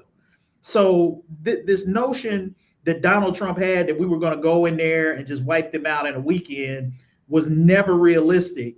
But it's one of those things that we buy into as Americans because we have the greatest fighting force on the planet, which we do, but that's very different than the type of commitment that you're talking about going into another country. And again, we had the greatest fighting force on earth when we were in Afghanistan for 25 years. And look at where that is, look at where that stands even today. One can ask the question, what did we really accomplish from over 2 decades of war in Afghanistan, right? So, Trump just doesn't listen like that. And that's the thing, that all the folks who praise him and what they'll say is, well, he stopped Iran from getting a nuclear weapon. Did he? Because from all of the reports that I've seen, there's no evidence that they've reduced their stockpile in any capacity. Hegseth talked about their navy's at the bottom of the ocean and we've depleted their missile systems. None of that has borne to be a little bit, true. Just a little bit, yeah, but not to the degree in which they said it. But you know what? They said they obliterated. Obliteration is the words that they said use. decimate. Let me ask y'all something. I remember thinking decimate. The reports I was reading a few months ago, I'm like, nah, that's not what I'm getting from here. But let me just say this real quick, Brother Dre, because everybody's concerned about a nuclear weapon in Iran. About in the early 2000s or in the 2000s, the supreme leader issued a fatwa. That's a religious decree stating that Iran was never going to try to get a nuclear weapon. You don't get much stronger than that in Iran. It's the lack of knowledge from U.S. citizens is astounding. They don't even know what they're talking about. And so think about this. There are a lot of people who may have had a problem with having a weapon in their house, right? They didn't really want a firearm in their house. And then somebody breaks into their home and they think, you know what? I need to get a weapon to protect myself. That's what we just did to Iran. So that's what we just did to Iran in terms of having a nuclear weapon. You don't see nobody going into North Korea like that, do you? You know why? They got a nuclear weapon. So it's almost as if we have forced them to get a nuclear weapon just to protect themselves from us. It's mind-blowing how self-destructive this move looks. I mean, it's mind-blowing. I hope for the best. I hope JD Vance. Here's what I hope. I hope that JD Vance and Trump are able to craft out a deal that's just like the JCPOA, and they put Trump's name on it. Cool. Because that'll keep Americans safer. Let me chime in real quick, Kev. Oh, yeah, Because just sitting here listening, and we've said this over and over again. I remember me and Kevin talking about it. Are you surprised? We said it's going to get worse. This guy's unpredictable. Everything that you guys saying doesn't surprise me at all. He's entered into the untouchable stage, and he's responding as someone who tells the entire world, I can't be touched. That makes him the most dangerous man ever to even be on the level of a Hitler type mind. Can I ask Andre? Phil, wait a minute, Phil. Give me a second. So you see he's operating under that mindset. Doesn't matter if he get felony tags. It doesn't matter what comes at him. He has avoided and shown the whole world I do what I want to do. And so nothing at this point surprises me on the move that Trump is making. And so I'm going to say it again. Get ready. United States of America, the whole world is going to get worse before it get any better. And I won't be surprised. Like you say, we come down to some serious challenges that are already affecting us all the way around. I think what's deep, though, is that even though it's showing that he has a process to be a pedophile, you're not releasing information. And the people that still actually support Trump will sit there and show. So this man could actually be on video doing things in a pedophile state, and people will still vote for him anyway. And that's where I think is deep, is that when you get to a state where a person can do no wrong, then you got a society that is brainwashed. And then just in the biblical sense, are we still choosing Barabbas? Even when we know the truth is presented in front Andre, can I ask you a question? And that's the deep thing that shows why do we still support foolishness. It won't just admit if we're wrong, even when a person, Democrat or Republic, if you're wrong, you're wrong. Won't you just say it? Hey, Andre, were you on the force during the 2024 election, or are you retired by then? I was still around. Here's my question. I asked this to Ken Kober, and he didn't have much of a response. I'm just curious what your opinion is. I don't say you were part of this, but I said to him when he was on this show, given that this president or former whatever, given that he incited an attack that resulted in 150 police officers being injured and I think 4 ultimately dying, I'm talking to Kober, how could your union or the National Police Union, whatever it is, how could you have endorsed this guy? How could you have done it? I'm just curious from your perspective, I'm not saying you were part of that. I don't have no idea how that vote comes about, but what is your opinion or response? How they could justify police officers union endorsing a guy who incited that kind of attack, not to mention the fact that he then pardoned them all? Well, usually you got only a few amount that attend sometime the FOP meetings. So even if only, say, 50 people show up to the FOP meetings, they're trying to vote for the majority. And usually they're not even supposed to get involved in the political rhetoric or endorse someone. And that's been a major problem, but we haven't really heard. Well, the FOP endorses for city council, because I know I got endorsed. endorsed. But they're really not supposed to get into the deep politics of that process. They'll necessarily say, well, we back someone. Like this year, they didn't endorse Scotty Johnson. They didn't have his backing on it, but the year before they did.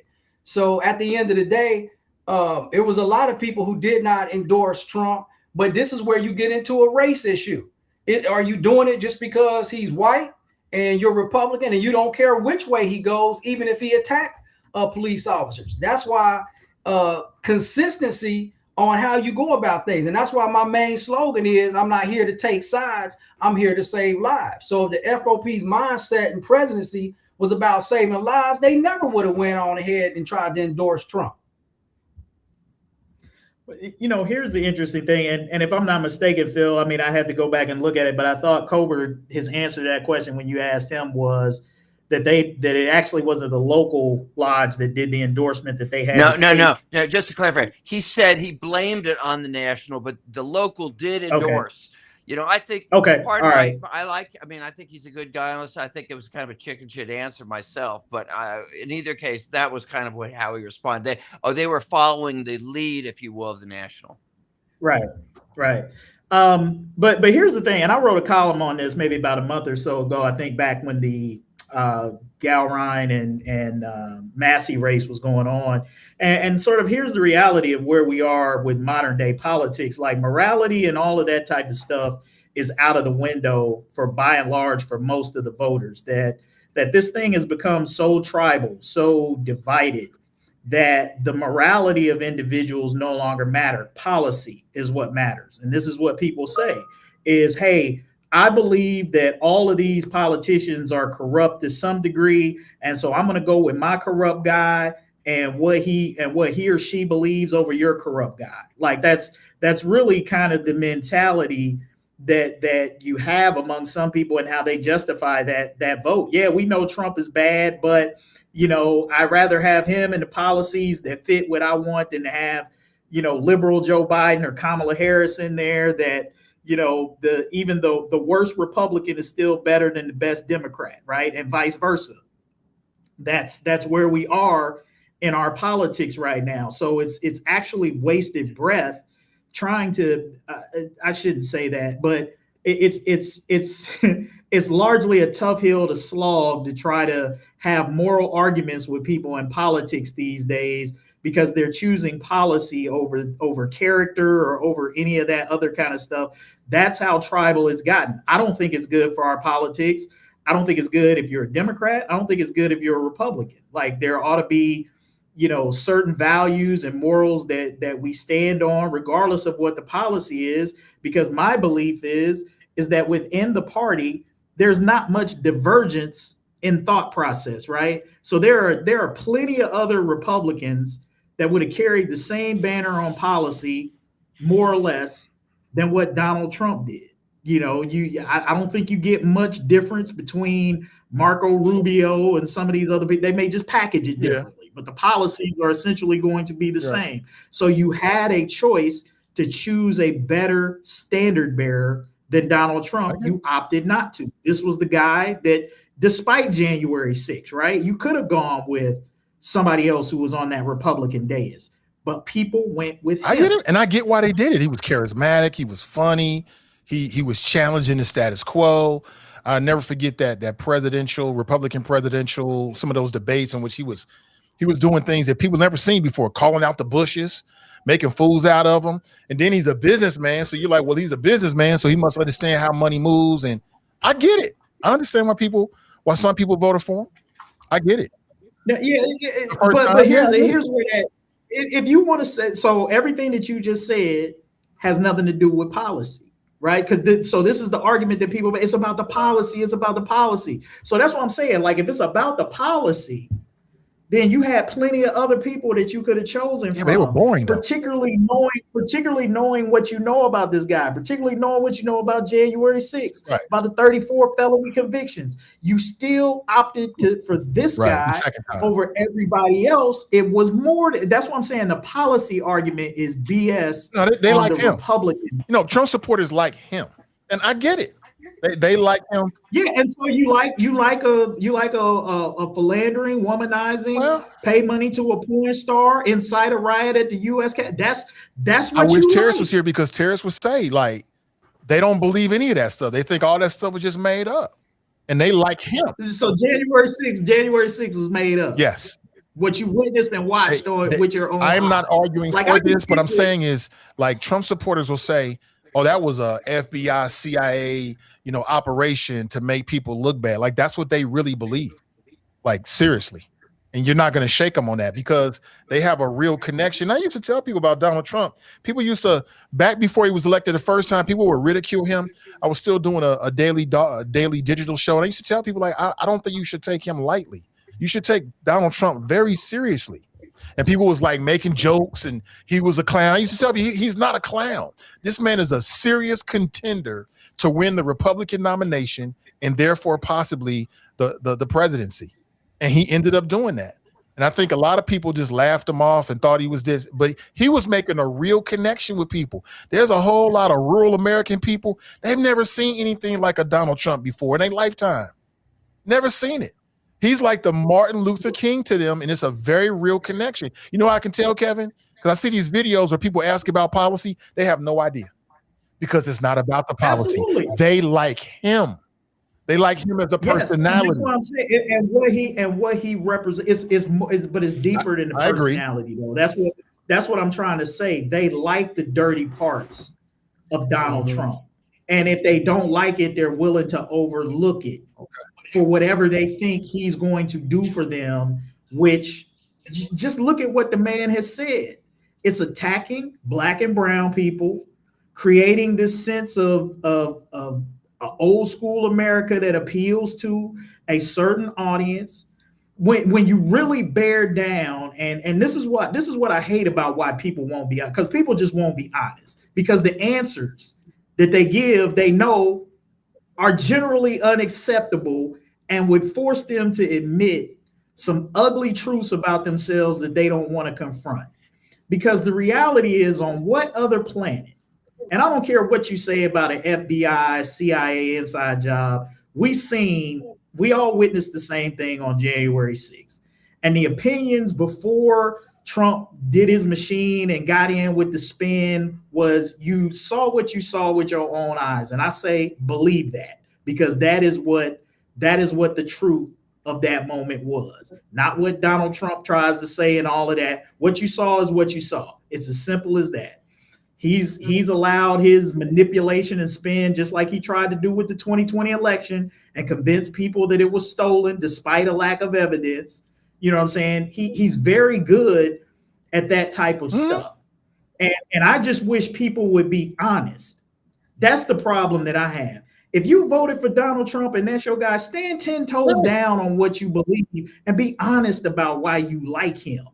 And don't feed me a line of bull about policy and all this. Because if it was policy, then you should be, just like you was on the steps of the Capitol, ready to overturn the election. You should be on the steps of the White House right now, because this man has not delivered on one single piece of policy that he promised to make your life better. That's true. But the government does look and sound differently, right? Like, he went to Fox News. I don't know if he was thinking this deeply, but I think on some levels it was a genius stroke to go get these Fox News personalities and bring them into your administration, because it's a payoff for the Fox News audience. And then you buy allegiance for everybody else that's at Fox who might want to work in the federal government, right? So, I mean, I don't know if he was thinking that deeply or if he was just like, hey, I watch Fox News, I like this guy. I don't know. But either way, I mean, it's a win-win for him. And yeah, but just think about this. So this is the problem that I have with people, though. So just imagine if Kamala Harris had won, and then everybody from the MSNBC lineup she hired for major jobs.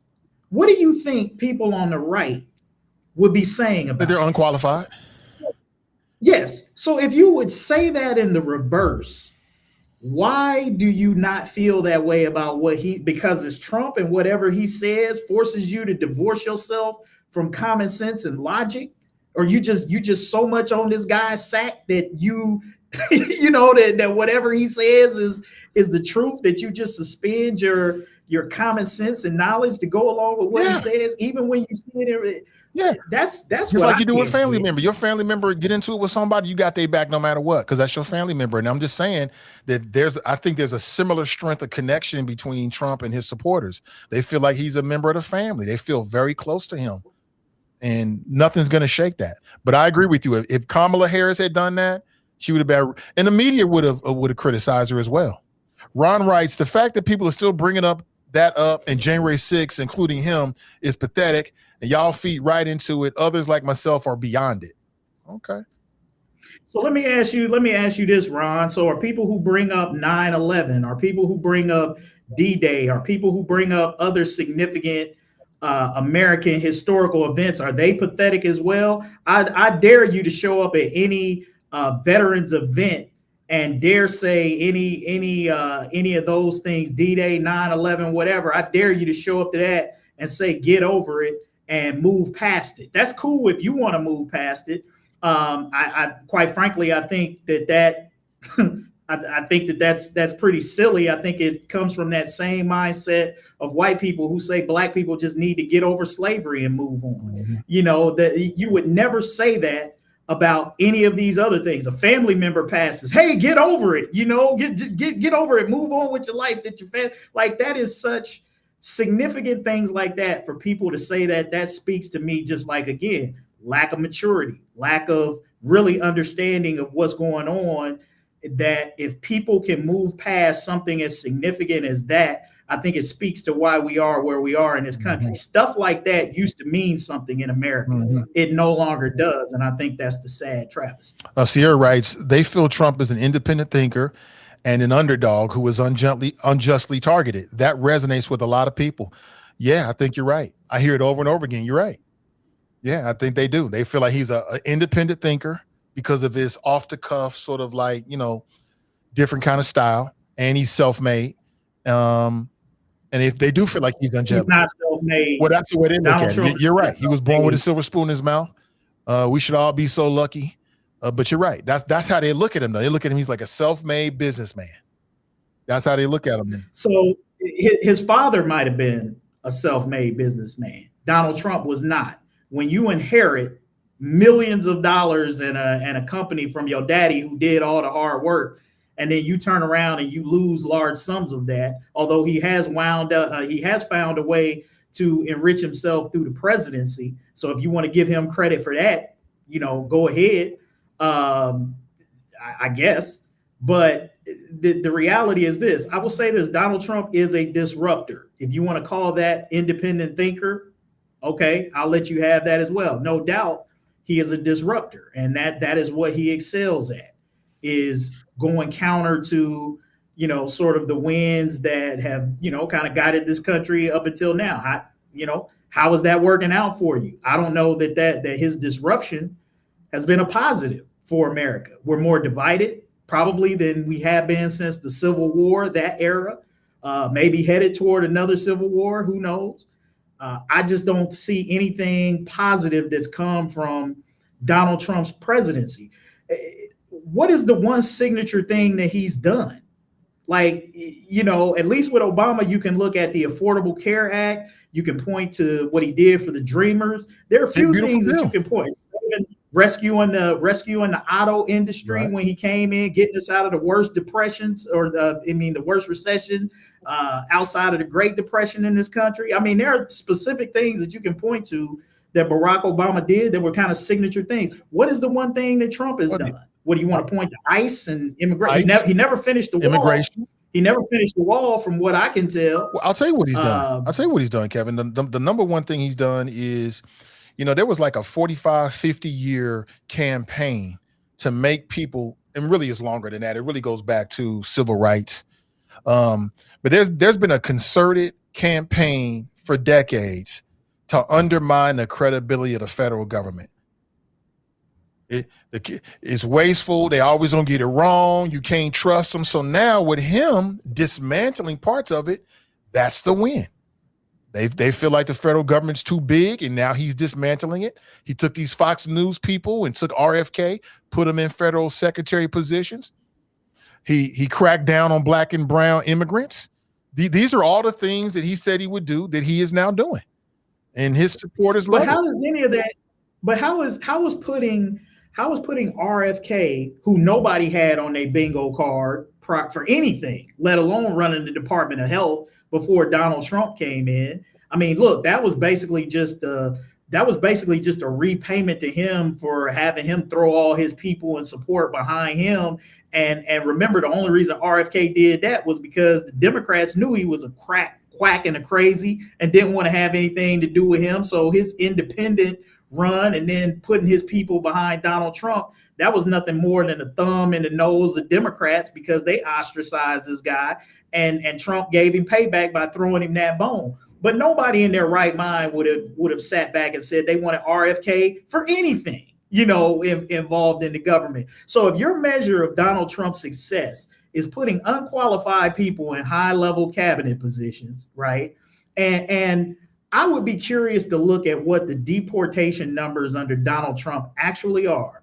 in comparison to what they were under Barack Obama. I don't know that they're any more significant than when Obama was in the presidency as far as deporting people. And I don't know the answer to that, but I would love to see that report. And if it turns out that Donald Trump hasn't really deported, in a term and a half, hasn't deported any more people than Barack Obama did, well, you can't even claim that as a win for him, because Obama would still have done more than what Trump has done. I agree with, I understand. So my question is, again, because I pay attention to this stuff, by any measure that somebody who supports him would want to bring up, I would always come back to, how has this improved your life? I'm gonna tell you how. You keep talking about RFK, but there's a lot of people with the Maha movement. They really believe in it. I got an article that I was gonna put on the list. Maybe we'll talk about it sometime in the future. But this is how deep the connection is, right? Check this out. Now, I haven't done any independent study on this to verify, but let's assume for the sake of conversation that this is true. This is from Fast Company. Conservatives are dying at higher rates than liberals. A new study points to mistrust in medicine. So basically what this article says is that you got a lot of people that are conservatives. They're part of this Maha movement. They don't trust vaccines. They don't trust doctors. They don't trust none of that modern medicine stuff, to the point where they're actually having serious health consequences because of it. Serious health consequences is because of it. That's how deep it is. Like, people are putting their own life on the line. That's how serious it is. Yeah, and this is not going away when Trump leaves. I know people are like, oh, MAGA's gonna die. No, it is not. Energy never dies. It just transforms. That energy that you see will transform into something else. It'll get behind somebody else, but it's not going away. Like, that is deep.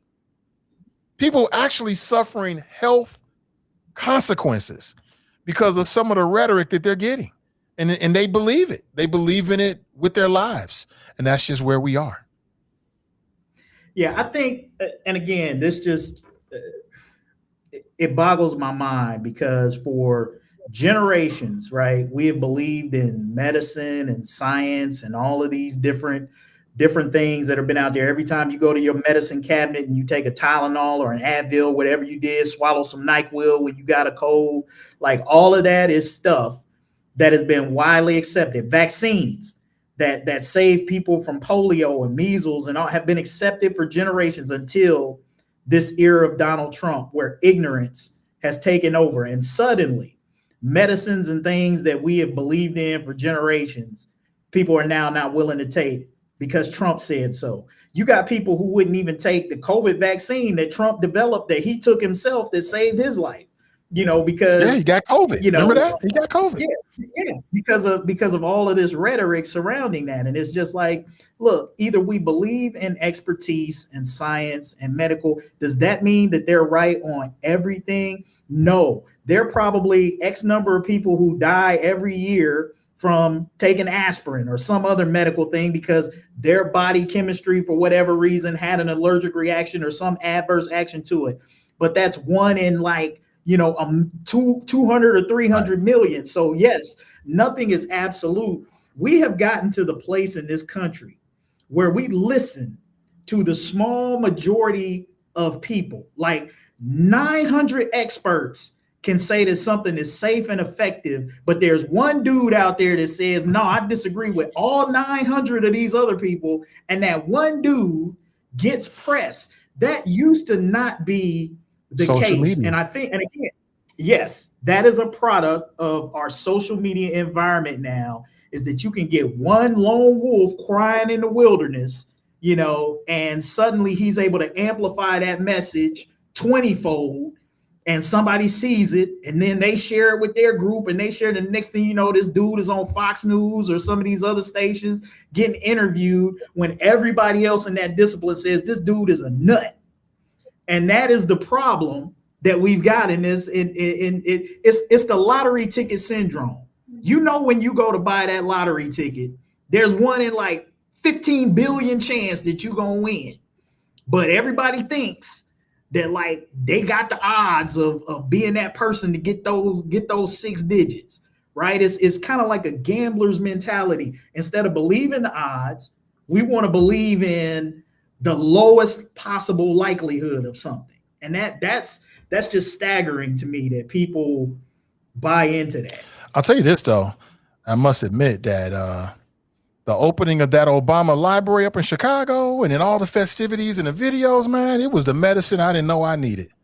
I mean, it was refreshing to see that and to feel that, you know, through the screen, because I wasn't there. It was refreshing in a world full of all this news with Iran and Trump and gas prices and reflection pools and public schools being defunded. It was refreshing to see something like. And I remember telling my wife, like, man, I wish that my son was alive and able to see that time, just to see an executive who, this is just my personal opinion, who just brought a level of seriousness, you know, to the job. And it just kind of took me back. I just allowed myself to just go all in via the videos and just really soak up that energy.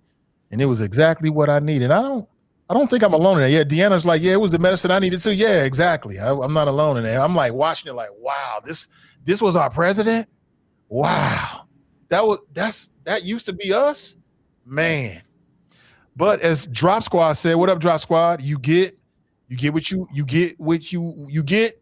country that you elected. So It is what it is. But you know, Nathan, hey, fellas, I got to get up out of here. Roll? All right, man. We about to break up too and get off here. Okay. No, yeah, they just to give you a quick shout during the Black Family Reunion. I'm actually gonna be down there that weekend doing a display on physical fitness and health for our young people.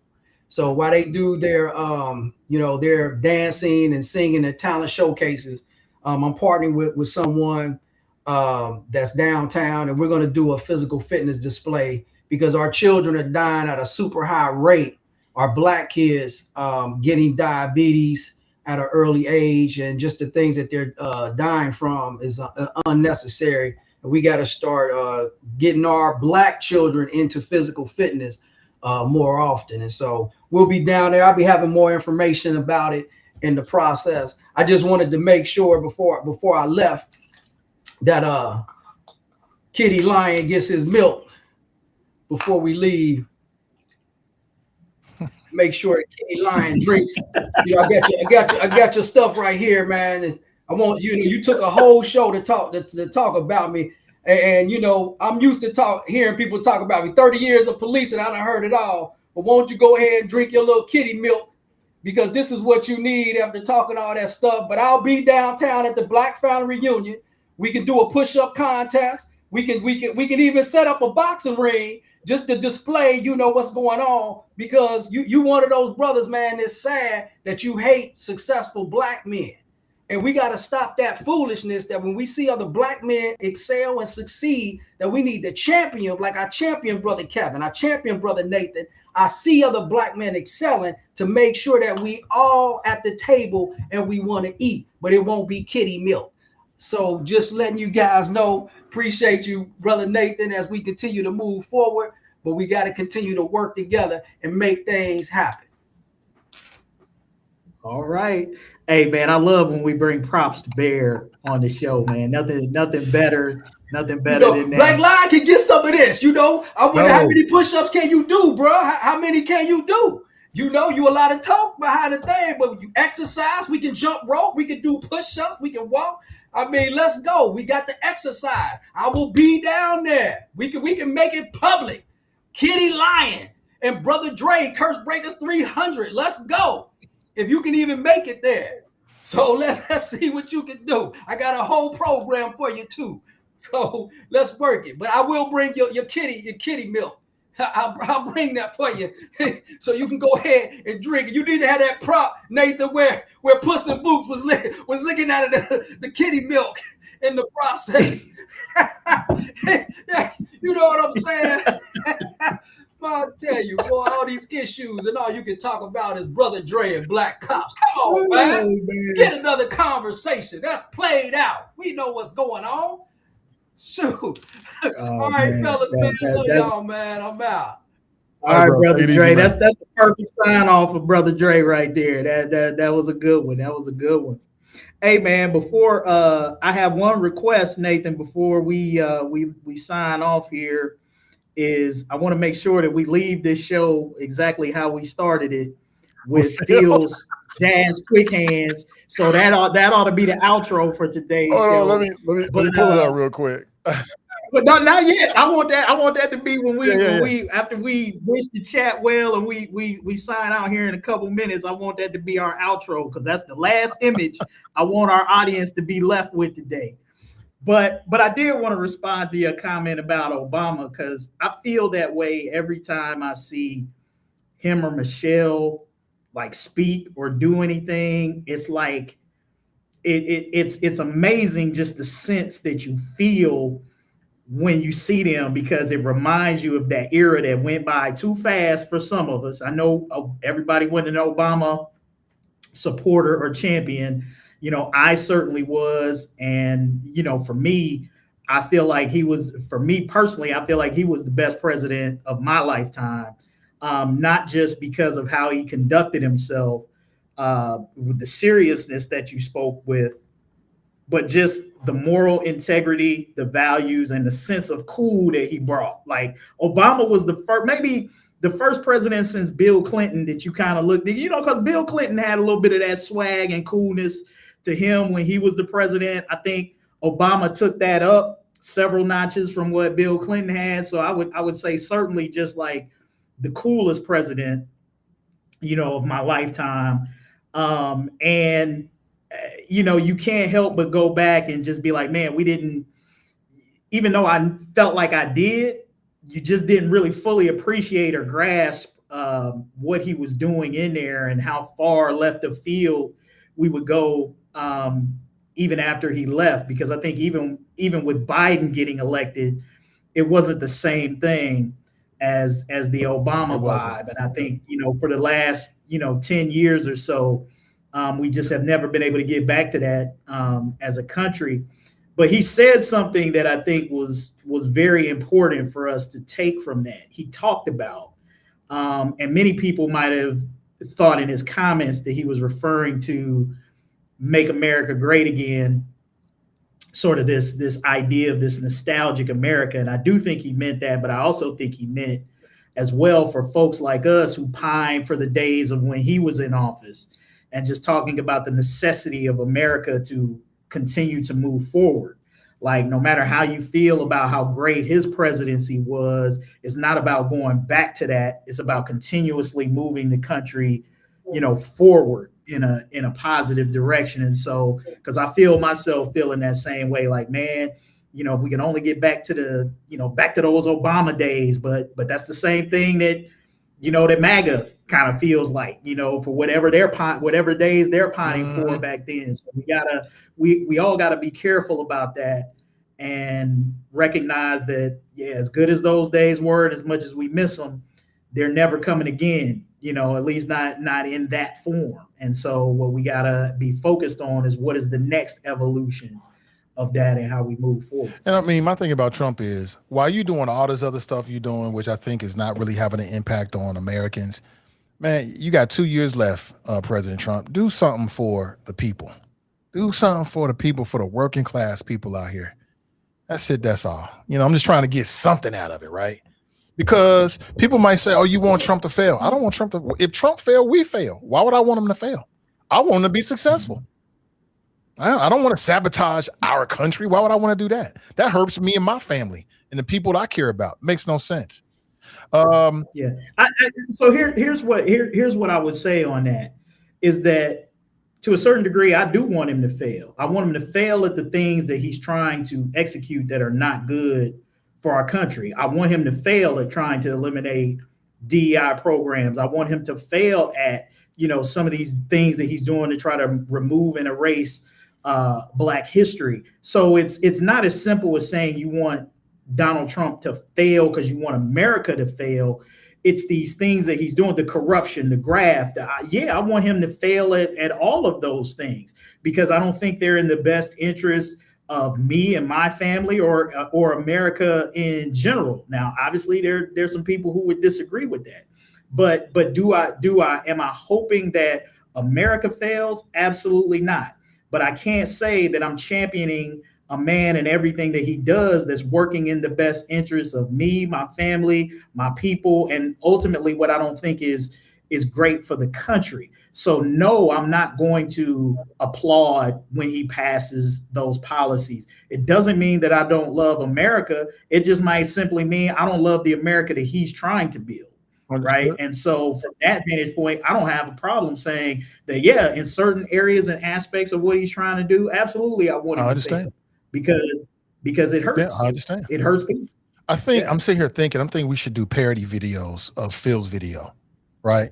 I think me and my wife, I'm gonna sit there, we're gonna do our little shadow hand boxing, you know what I'm saying? And have them ready for Friday. What you think about that? I think that'd be great, man. I think, first of all, I think when you do the promos for future shows, get rid of that old Phil, get rid of that Phil Heimlich election picture that's old and all of that. We don't want to use it. We got to use that. That has to be his promo image from now on until something better comes along. I like it. I can't get enough of this, man. I can watch this all day. This is what in the hell is he doing? Hey, man, Phil is ready. Floyd Mayweather, watch out. Look at that. Look at that. Phil said, y'all ain't going to get me when I'm downtown. Forget that. I don't need the Cincinnati police. I got quick hands. Phil Mayweather Heimlich. Got a ring to it. What is he doing? He was a good sport about it, though, but I'm not done with him. Not done with you, Phil. I mean, look at the intensity. I know. Look at the intensity on Phil's face. Look, he keeping his eyes. Look at the focus. Look at the determination. Look at even the sweat. He got a little sweat there on that shirt. What in the world? This is a man right in his element. Right. You say it's in his element. First of all, I'm gonna have to get on him too about his. You can't wear a salmon colored shirt to work out. Man. You gotta get some. Right. You gotta get something a little bit more. You gotta get something a little bit more workout appropriate, Phil. You can't. You know, that's cool for a summer weekend at the picnic or the festival, but you can't be working out. And why does Phil have gloves on? What's the gloves for? Well, you know, well, he's got to protect those hands that he get all them Phil Heimlich bucks in. You don't want to damage it. You know, you don't want to damage your hand. Oh my God, he ain't gonna never live that down. I got him. Yeah, that's a good one. I tell you, him and Terrace, I got to give Phil and Terrace credit. They provide us with so much. I mean, Terrace with the Ed Galrine photos. Oh my God! I'm gonna have to start scrubbing my social media to make sure I ain't got nothing compromising on my page. I'm gonna have to start watching now what I'm posting on my page. Terrace talked all that. He didn't talk about Ed Gallerin. I'm not trying to say he was. He wasn't talking down about Ed. He was just talking up Massey. That's my boy.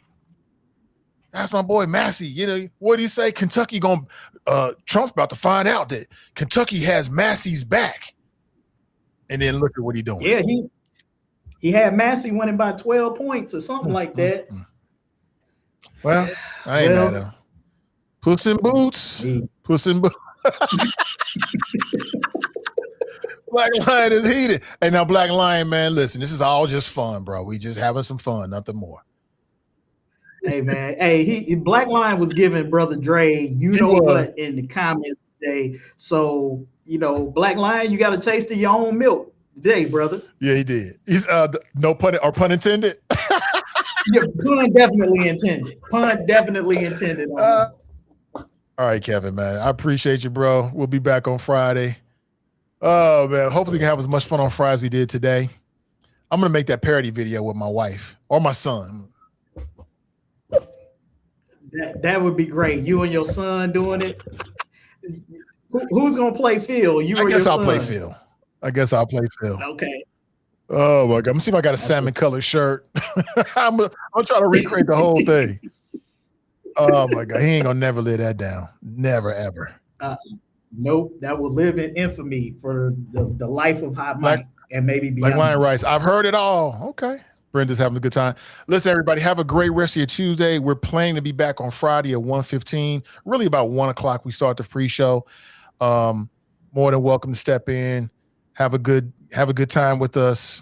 Join the conversation. Have a good rest of your Tuesday and hopefully a good week, and we'll catch back up on Friday. Take it easy.